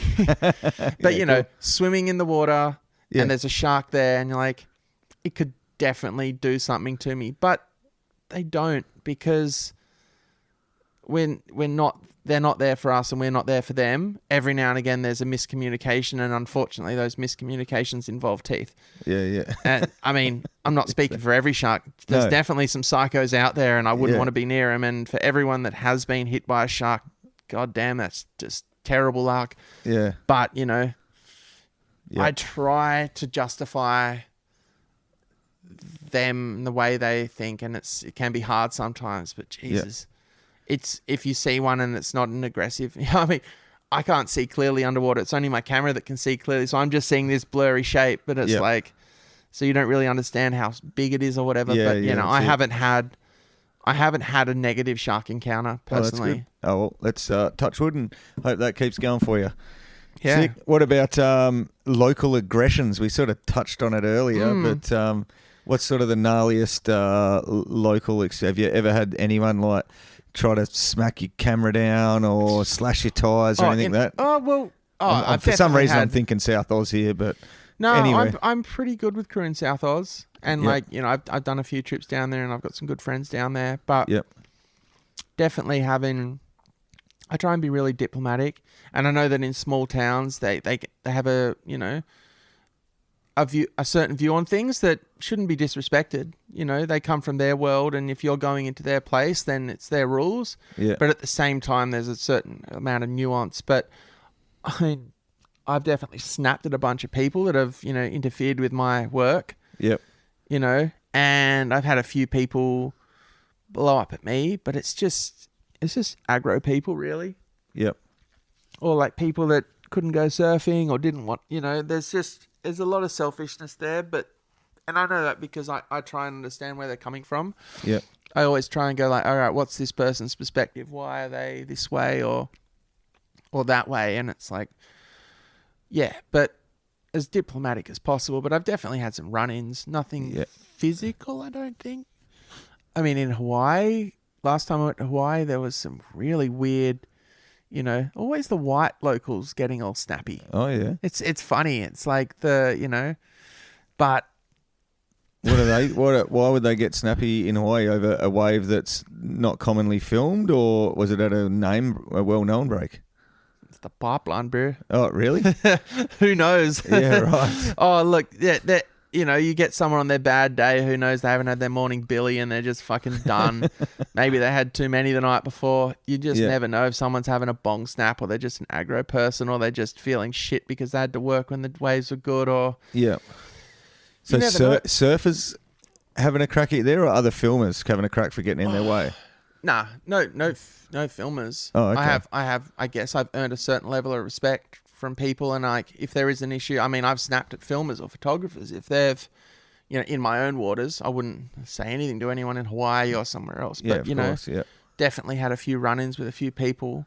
Yep. But yeah, I mean, I don't know. I guess it's just filmers in general get a pretty bad rap because they are, I guess, people that, they're the ones creating the images that potentially expose a wave, which is what locals don't want. They don't want their waves getting out there so they can surf all to themselves. And that's cool. That's to be respected because they live in a part of the world that doesn't have much else going, Yeah. You're not living in like bumfuck middle of nowhere in South Oz because it's got a good social life or because there's heaps of hot chicks or, it's convenient for work.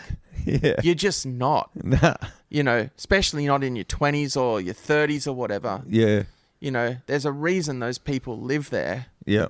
And when, they're used to surfing their waves every day with barely anyone out or whatever, and then all of a sudden there's 10 people that rock up and they attribute that to media coverage and promotion from, the media's also got to be so much smarter about that shit. Like it's been so frustrating where I've made films or produced the footage from sensitive places, and then like they've gone and like taken the frame grab of the only clip that has any sort of backdrop and they've used that as the cover art. So it's like highlighted the, I was like, are you kidding me? Like you could have just let that clip play and just like, left it, but you decided to highlight that one. Like, yeah. And it's like a really frustrating thing. Oh, so I bet. And then you probably caught the flack for it too. I definitely have copped flack for stuff. And it's like, hang on, this is not me. So like if I'm ever going somewhere that's sensitive, it's like, I got to control the footage and that's hard. Yeah. Yeah. Because other people are paying me for the footage, but I got to be like,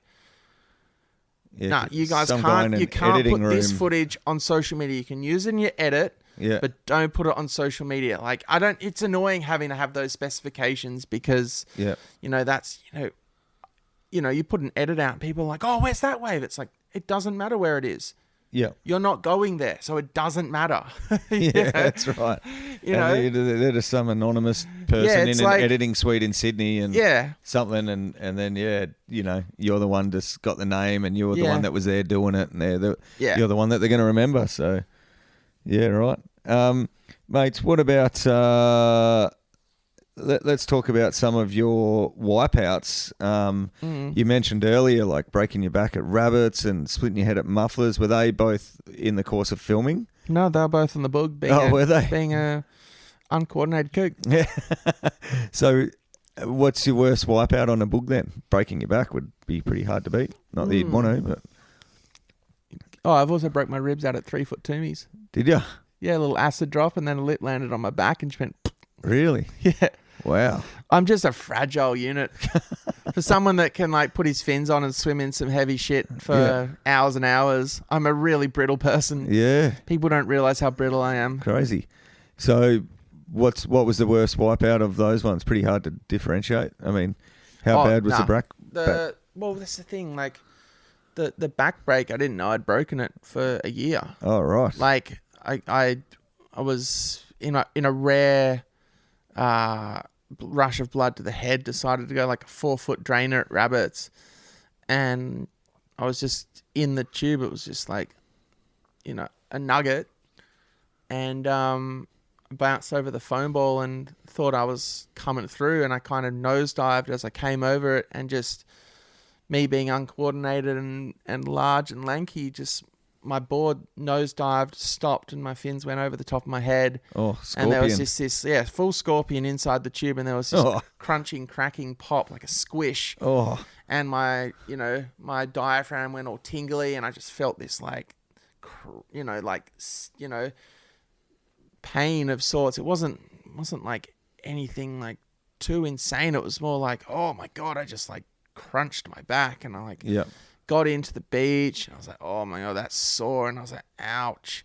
Got to the car park, took my weddy off, drove home. Mum and Dad were down at the time, and I was like, oh, I really hurt my back. Like, it sucks. And I'm like real sore, just kind of real jarred and like torn muscles kind of thing. And like, yeah, I'd clearly torn muscles. Yeah. Like pulled some muscles, but, I didn't realize at the time I'd like absolutely popped a bunch of ligaments. Yeah, or right. done something. You know, I never had any surgery. It took a year to get a scan when I was finding like in Hawaii, and a year later, and my bones started hurting Really? because it was just this. I don't even know really, but I eventually got a scan that showed a small fracture that had like compression fracture. Oh. You know, where where the ribs stop, kind of thing. Like Yeah, you know, yeah. and but you know, I went and took weeks and weeks before I went to get any help because, you know, muscles tend to recover fairly quickly from being torn or pulled or whatever. But the amount of pain that would twinge up in my back whenever I'd try and like roll over in bed or do anything, and I couldn't go anywhere near surfing. I was getting my back taped up and it was just not really going anywhere. And then like the next winter I was trying to swim, and like I'd kick through the back and feel like a shoot of pain on the other side of my body as everything would just kind of like everything. I don't think, you know, like my muscles were, you know, pulled, and I think my ligaments were strained. I don't think anything actually snapped or anything, but still to this day, like I can push a pressure point in my back and it just goes bang. Yeah, okay. You know, so I have to watch that, but it's, you know, it's not like I, you know, shattered my vertebrae and was close to spinal injuries and all like that. It was like, you know, more still, of like a bone bruising with a little bit of a fracture, but it's still like a permanent injury that I have to live with every day. Yeah. So would you say that's your worst wipeout, or have you had something worse? I've had some insane wipeouts that have resulted in not much. Yeah. But like, you know, I'm pretty calculated and knowledgeable with my filming, but I'm still very average at surfing. So I got the shit kicked out of me a number of times at Rabbits this spring. Oh, did you? When I got back on the boog and was trying to scoop some bigger ones, just getting demoed. Cool. But because the next question was going to be worst wipeout whilst filming, but haven't had anything too bad there. Haven't been sucked over and been driven into the reef with your housing or anything? A lot when I was younger, like, you know, up north, definitely getting absolutely demoed a few times. I mean, I've tried to get under the rail at mufflers and kind of been sucked over the falls with my housing in the hand and punched the reef, or like, you know, kneeing the reef here or getting planted firmly on the bottom. There's a place, one of the islands in the Pacific, where I got absolutely demoed and just, you know, 6 bombs on the head and put on the reef and just like within an inch of my mortality, or, you know, just certain things here and there. Like I definitely learnt how to respect the box pretty early once I got smoked a few times and wrapped around a few pinnacles and but yeah, I'm very calculated. I mean, getting off the rocks and coming in at Monty's is terrifying, but I haven't really had too much, you know. Yep. I've been pretty lucky, but I think that's just for some reason I just those big 3 fingers up there, isn't there? That just man, I remember doing it. I was pretty green. I didn't know what I was doing, but I'd swum a few times up there, and man, it's amazing water shots to be had out there, isn't there? The lighting and stuff, but yeah, getting in and out, it's pretty gnarly. Honestly, I'm a professional water cameraman, so when I put my fins on, I put my booties on, I feel like I know what I'm doing. Yeah. But put a board in my hands, like, you know, I've crushed my wrist at jumping off the rocks at Jake's, cut my feet up jumping off the rocks at Jake's. But, the first time I ever swam out there on that first ever trip I went up north, you know, Rick went and, you know, said, okay, here's the housing, jump out and go for a swim kind of thing. Yeah. And just dived off things straight into a barnacle and cut my chest up. Did you? Yeah. But just being an absolute kook back in the days, you know, but you learn to figure out, these mozzies need to get punched in the face, eh? Oh, yeah. But yeah, learn the ropes, and then once you've learnt the ropes, you kind of know what you can and can't do. Yeah. But yeah, a couple of wash throughs at North Point to get under, and I've managed to do that a few times. Oh, yeah. Can get pretty punished out there, but it's a hard swim out there, isn't it? You said it earlier.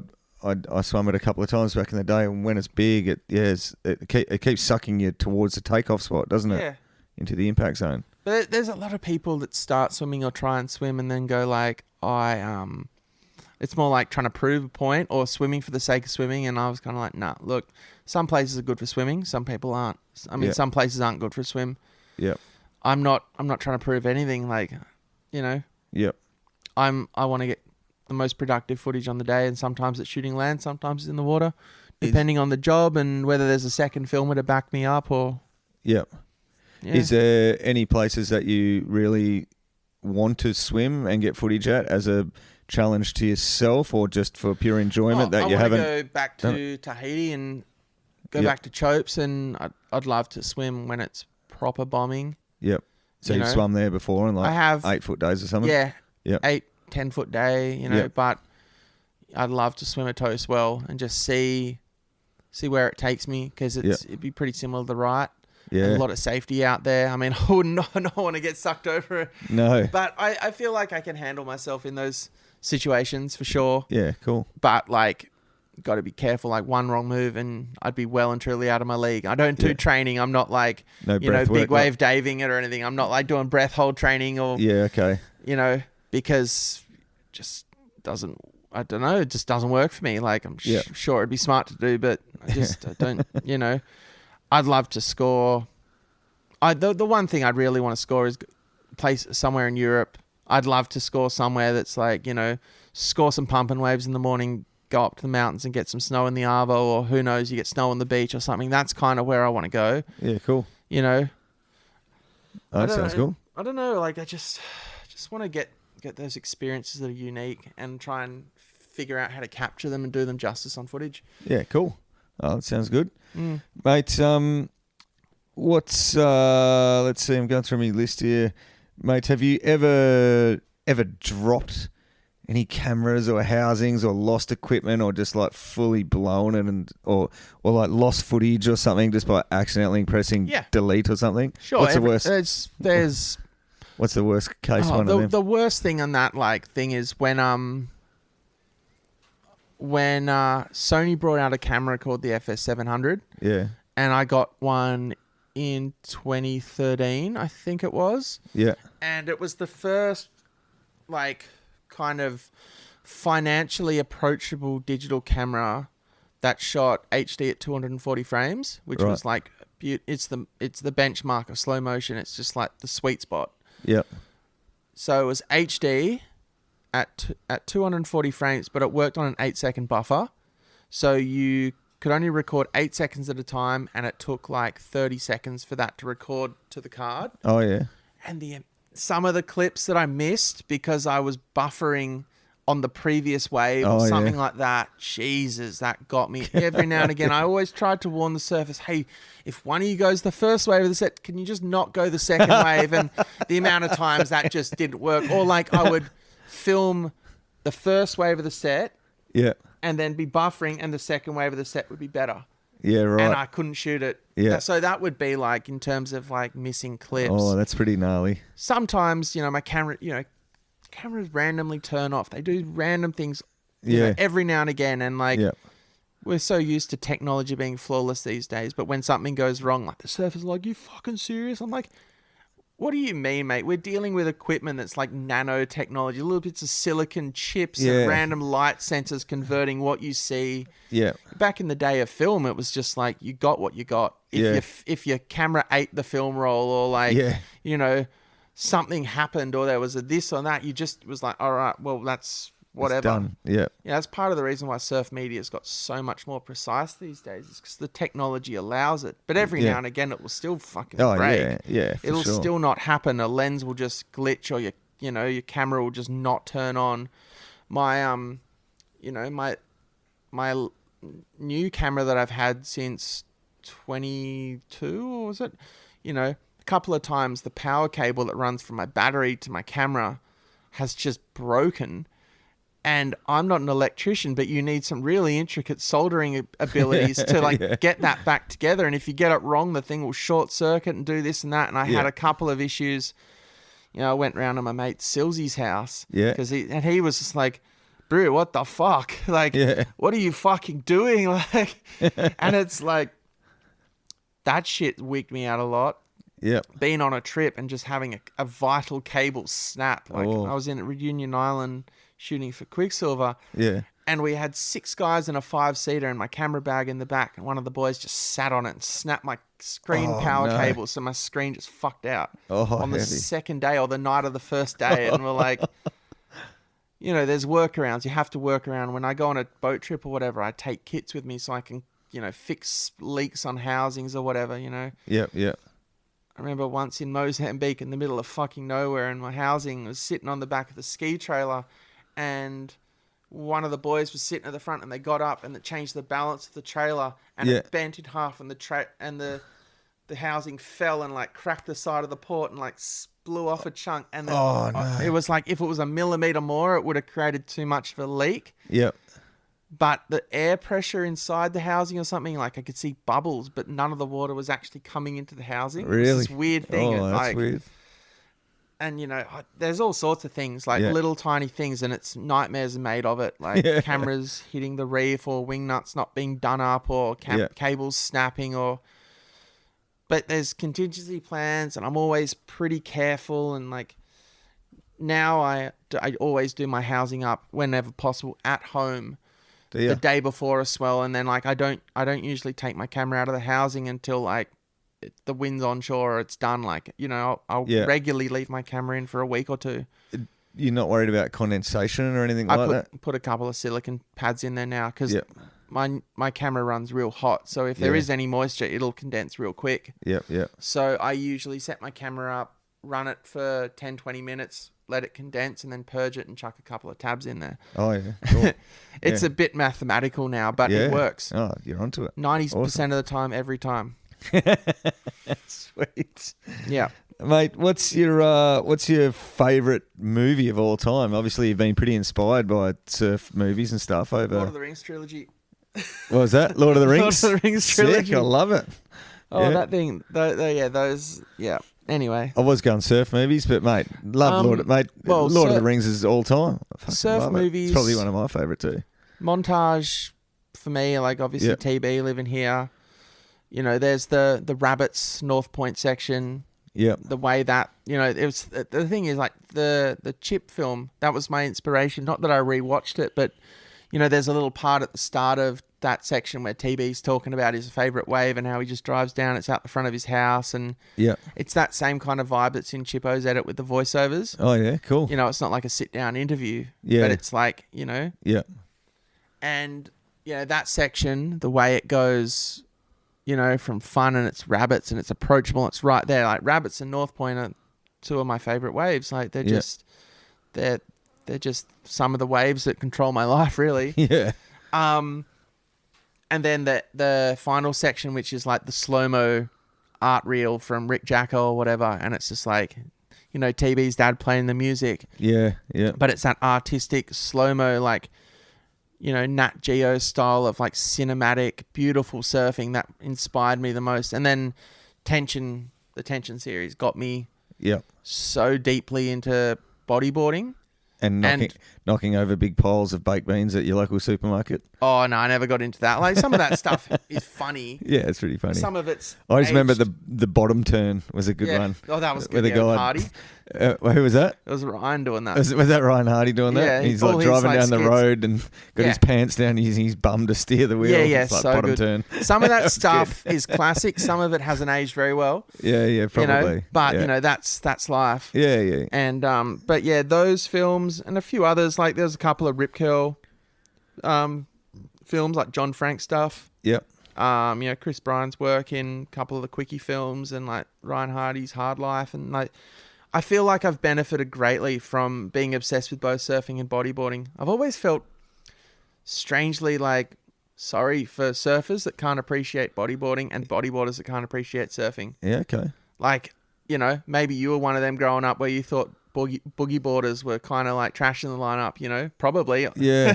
I know. Well, I mean, I boogie boarded for a little bit when I was like a young teen, and then I went on to a stand-up, and mate, that was early 90s, and it was definitely not cool. You were like, oh, bodyboarding's a kid's sport, Yeah, it was definitely wasn't I mean, that's cool. the Cal Barry ethos. Yeah. I've the amount of slurs that I heard up there, and I was I was quite happy to say, I love bodyboarding, and they were like, oh, you're this and you're that. I'm not going to say what they said because it's not cool. Yeah. But, I understand and respect where they come from because it's their place. They can, But mate, it's all different now. But any surfer now that doesn't respect what Lidding has done for opening up and discovering waves of incredibly heavy magnitude. It's To each so their obvious. own. Like at the end of the day, it's just a reflection of the person and their insecurities or ignorance. Yeah, But, you know, I've always felt so grateful that I've been able to appreciate and be obsessed with both codes. yeah, I mean, you know, I think you can learn a lot and appreciate a lot from both of them once you put aside a couple of pedants. it seems like a lot of good water photographers were bodyboarders as well. It's like funny. heaps, eh? A lot of surf filmers Yeah, are really good surfers, yeah, and a lot of water filmers are bodyboarders. yeah. It's like, you know, the land filmers are surfers and the water filmers are bodyboarders. Not, you know, not across the board. Not across. So but- obviously, you got Rick Jacko, who's guru at everything, Yeah, he still not a fan of the bug. isn't he? Nah. Isn't he? Okay. Oh, I mean, some leopards never change their spots, and I don't that's hold them. cool. You know, it's each to their own. They can, you know, Yeah, there's plenty of. I mean, if I went up to Kalbarri, I wouldn't expect anything, you know, from those guys. Yeah, I mean, fair enough. Kirby has a lot of respect for bodyboarders, but you know, yeah, because the waves he chased. Yeah, because of the time he spent around the bodyboarders. You know, Yeah. a lot of the guys in Kalbarri have their opinions on bodyboarders because they rarely ever see a decent bodyboarder, and then even if a decent bodyboarder came to Kalbarri, they wouldn't give him an inch. yeah. It's that kind of thing where, like, if they knew what real bodyboarding was, they'd be like, "No, that's pretty sick." Yeah, some but they pretty don't. fucked So, up and shit, it's yeah. it's fine. It's up It's to all them. good, That's yeah. like, you know. This go day to- and age, man, I'm happy to watch. Hey, you go to some parts of the world, and if you're a surfer and you paddle out, you'll get sent in by bodyboarders. I've heard like Canary Islands and a few spots like that are like fully ruled by the lids. Yeah, Is that true? I mean, the waves dictate what boards you can ride. I mean, yeah, but you know, it's a lot like swings and roundabouts. yeah, It's yeah. cool. I, you know, But yeah, just notice there's a lot of really good surf photographers were bodyboarders. There was heaps of them. yeah, eh? filmers and photographers. I mean, I think. It's just I don't know. Maybe it's just they're more used to swimming around with flippers Oh on. yeah, and, for sure. I mean, and for me, charging heavy stuff. I don't know. for me, when I jump on my book, I'm like same gear as, yeah, you know, put my booties on, put my fins on. I feel Yeah. at home with my booties and fins on. yeah, If I go surfing, I went surfing with Jerry the other day, and I was just like, oh God, I am feels foreign. such a kook. Holy shit. I mean, I guess like if I'm aware that I'm a kook, does that make me a kook? no, Like, it's the I feel- same as if yeah.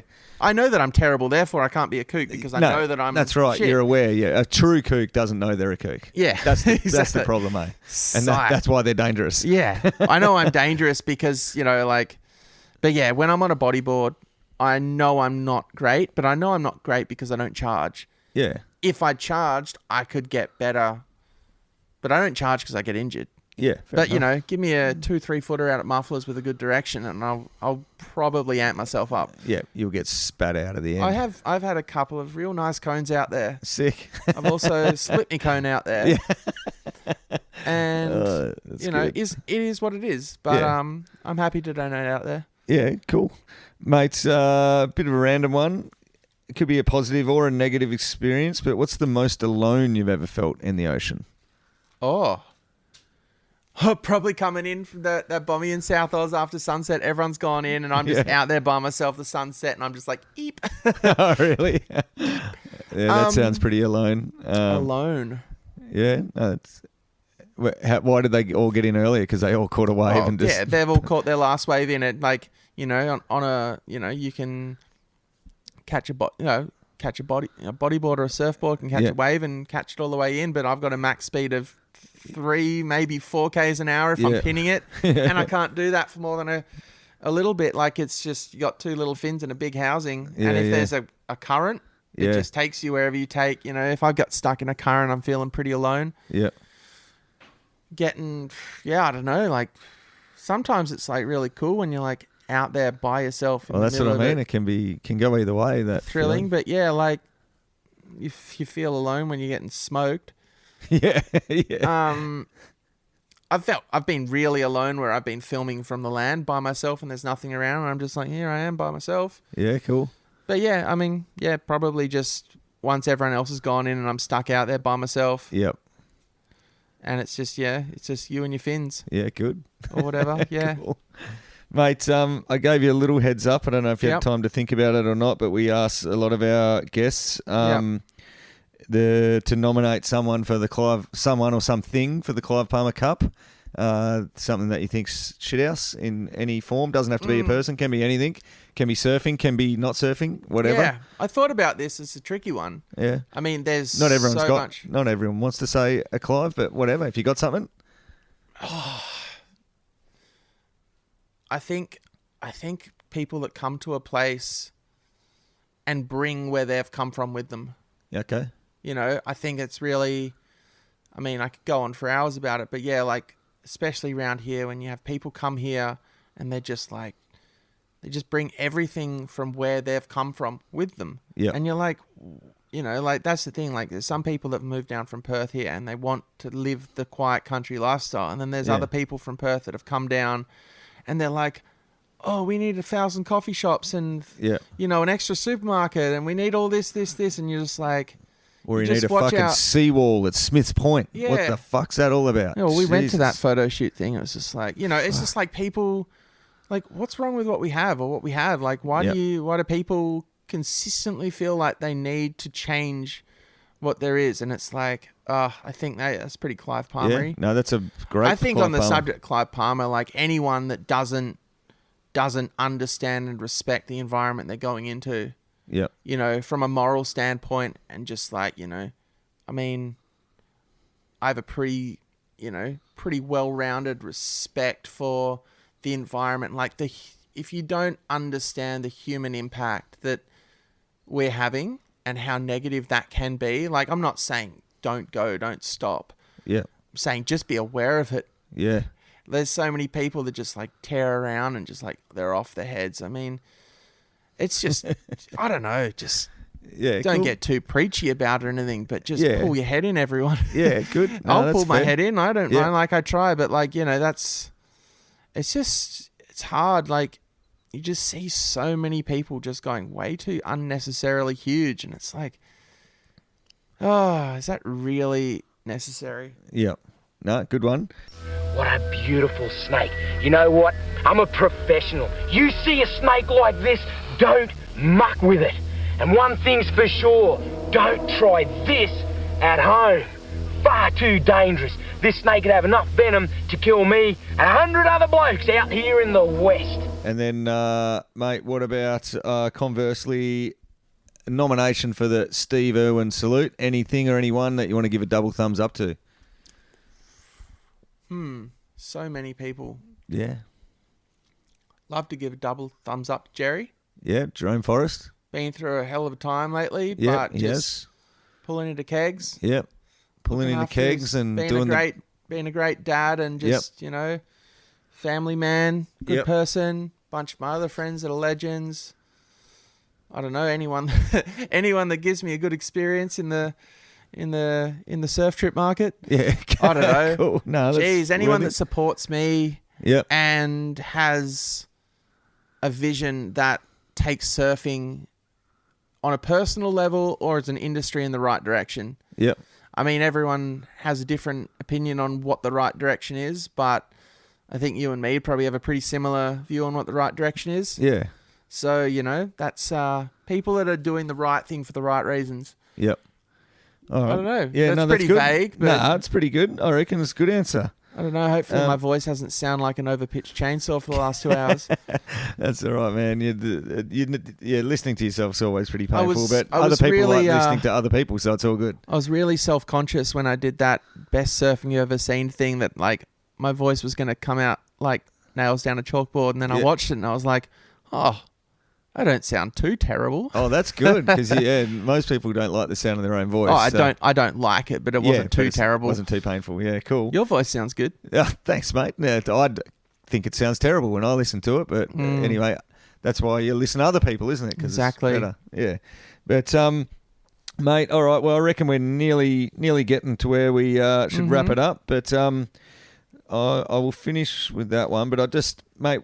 I do like the disaster stories. I find them can be entertaining. What's the worst wipeout you've filmed of someone? Like you must have seen some crackers go down. I don't know if I filmed it, but I remember being at filming a zone in South Oz, which on a technical level you're not really allowed to film these days. But somehow people managed to do it. I don't know. I think, you know, if it's done properly.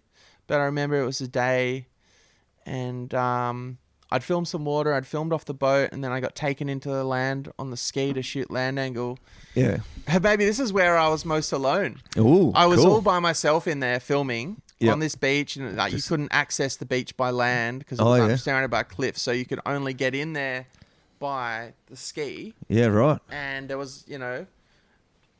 And so I got in there and I was filming, got some clips and stuff, and then one of the surfers just started floating in. Really? And you know, I was so scared I was going to miss the clips. I was like, "Oh no, what am I going to do?" But I went and got the guy, I pulled him out of the water. Was he wasn't like unconscious floating? Nah, but he'd copped his board to the eye. Ooh. And completely disintegrated his eyeball. Shit. The thing was like hanging out, leaking down his cheek, and he was so messed up. Yep.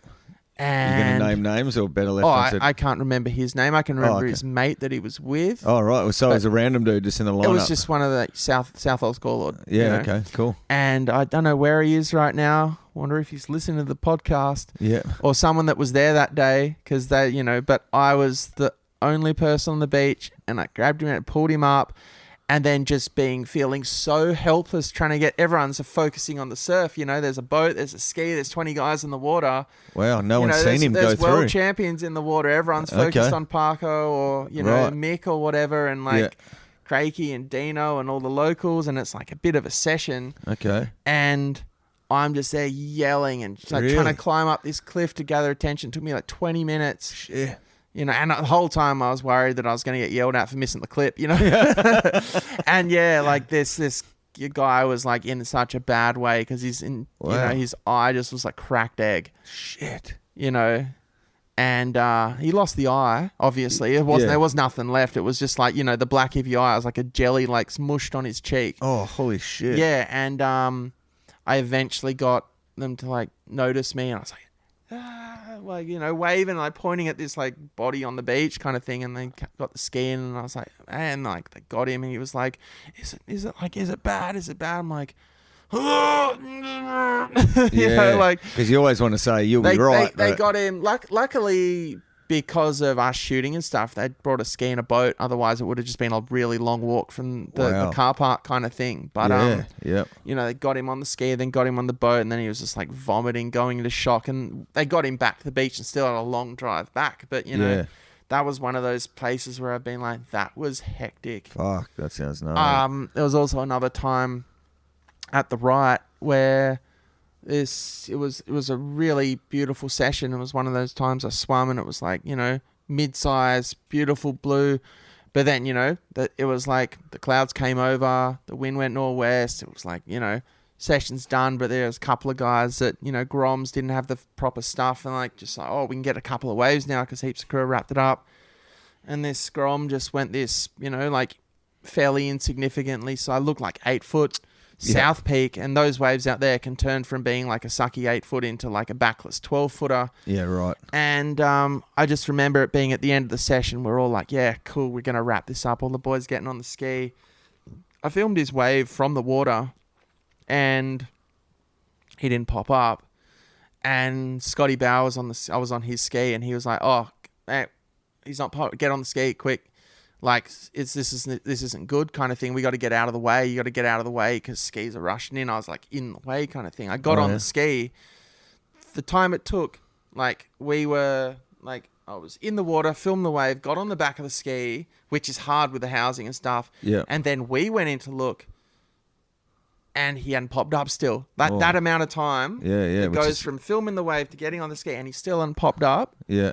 And eventually he popped up, and it was like, you know, I think Shannon was out there. Maybe he wasn't, but I know he was. Shannon Moore was out there, and it was Silsey and Zach like launched himself off his ski, like ghosted the ski pretty much to like get him out of the water and turn him up, and like then they like, you know, beat the shit out of him on the back of the ski and brought him like back and stuff. But you know, it was like we were all like in tears, like, oh, like holy shit, we just. You know, and it was, you know, at that point, like, it was like anyone that goes out there without a pull vest is like, nah, you know, sorry. Yeah. But, you know, like, you know, Don't do it. Yeah, you know, everyone's like, oh, I could probably paddle one, or like, you know, I could be out there without a vest or whatever. It's like, no, mate, no, don't, just no. Just don't do You it. know, Yeah. like this feels weird swimming out there without a vest or anything on, but you Yeah. know, we have to be out. You know, the last time I swam under there, like, you know, some of the footage looks like I've got your waves are coming straight onto me. I just know you can get so close and Yeah. be totally fine. Yeah, yeah. You know, It's just such deep like, water around us, you isn't know, it? the way I look at it is it's like a rocket leaving the atmosphere. It's got to be done at the right angle to punch through.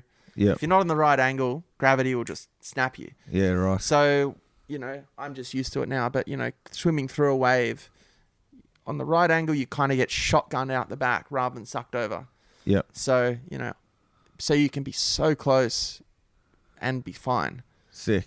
But, you know, it's... Yeah, cool. There's a couple of pretty hell stories. Yeah. Mate, what's the most miraculous piece of surfing you've seen? Just even a split moment or a entire wave or... Chunny's bomb at Toomey's he got in 2018, I think. Oh, yeah.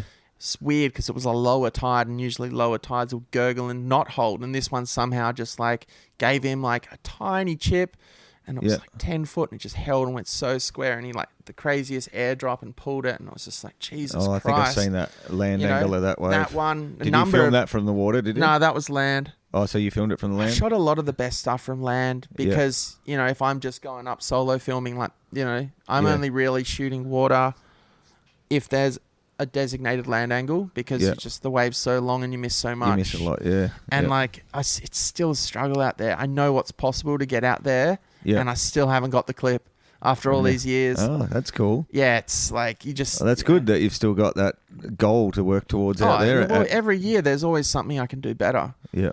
But, you know, miraculous, I don't know, like... That's you pretty know, miraculous. I've seen some pretty incredible surfing. Yeah. That was like one of those top 5 kind of Sort of moments. almost glitch sort of... Kirby's done some miraculous slab surfing. There's been some airs that are miraculous, but, you know, you can't really like... No, I mean, like, Kale's flip at Northies or Noah's oop at Northies. Chunny's done some huge airs. Like, you know, John shit. I don't know, like... It's just every now and again something gets done that's mental, but I'm I That's cool. filmed a No, clip that's of good. Ando this year. I like that you. I mean, you answered that pretty quickly with Chunny at Toomey, so that's probably the Yeah, that answer. one What was stood the out. Ando one? So I just out at Monty's this year. They came up and On just, his backhand? Yeah, and he just like real deep come over the foam ball, real beautiful wave, and I was like, oh fuck, that was beautiful. Like for me, the miraculous comes from, you know, being in the right spot, the right lighting, and like the water going the right way and getting like a really incredible tube shot. Yep. You know, or like an air shot, but it's usually more the tube shot. And like, you know, usually you're like, I mean, half the time I feel like I'm just calling crew into closeouts for the shot and stuff. And then sometimes it comes together where they take off on a perfect wave, super deep, they ride the wave incredible, and you're in the incredible spot. And then that's miraculous. Yep. You know, it happens every now and again, like a couple of those cloud break shots are miraculous. Yeah. Cool. You know, every now and again you get lucky, you get an under the rail shot or just a beautiful link up, and it's miraculous. Yeah. Sick. So awesome. yeah. No, good answer. Good answer. Favorite spot to surf, to shoot? You don't have to name it if you don't want to, but is it like in Australia or is it overseas? Favorite destination, favorite surf spot to shoot? Well, I mean, I love when we get to score proper 10 out of 10 sessions around here. Yep. You know, when box is on, you know, I love that. You know, any of the I mean, it's a bit of a shame with Toomey's and Northies that it just gets so overrun with like seething massive humanity, but it's really hard to get a clean shot, and you always like, particularly at Toomey's, you know, where it's so perfect that you can get amazing shots, and then you have some old mate or some kook that's like trying to, you know, like I said earlier, like trying to catch a flapper on the inside, and you're like, dude, like get out of there. Like they paddle past you, they just completely ruin an amazing shot or something. Yep. You know, but like, I don't know. I'd love to score waves in Ireland. Yeah, That's like, you know, for me, that's like the benchmark of cold water slab surfing. Yeah, cool. And just like perfect slabs. And I just haven't been there, so I want to check it out and give it a crack. Awesome. But you got to wait for the right opportunity to come your way. Yeah. Sick, man. Awesome.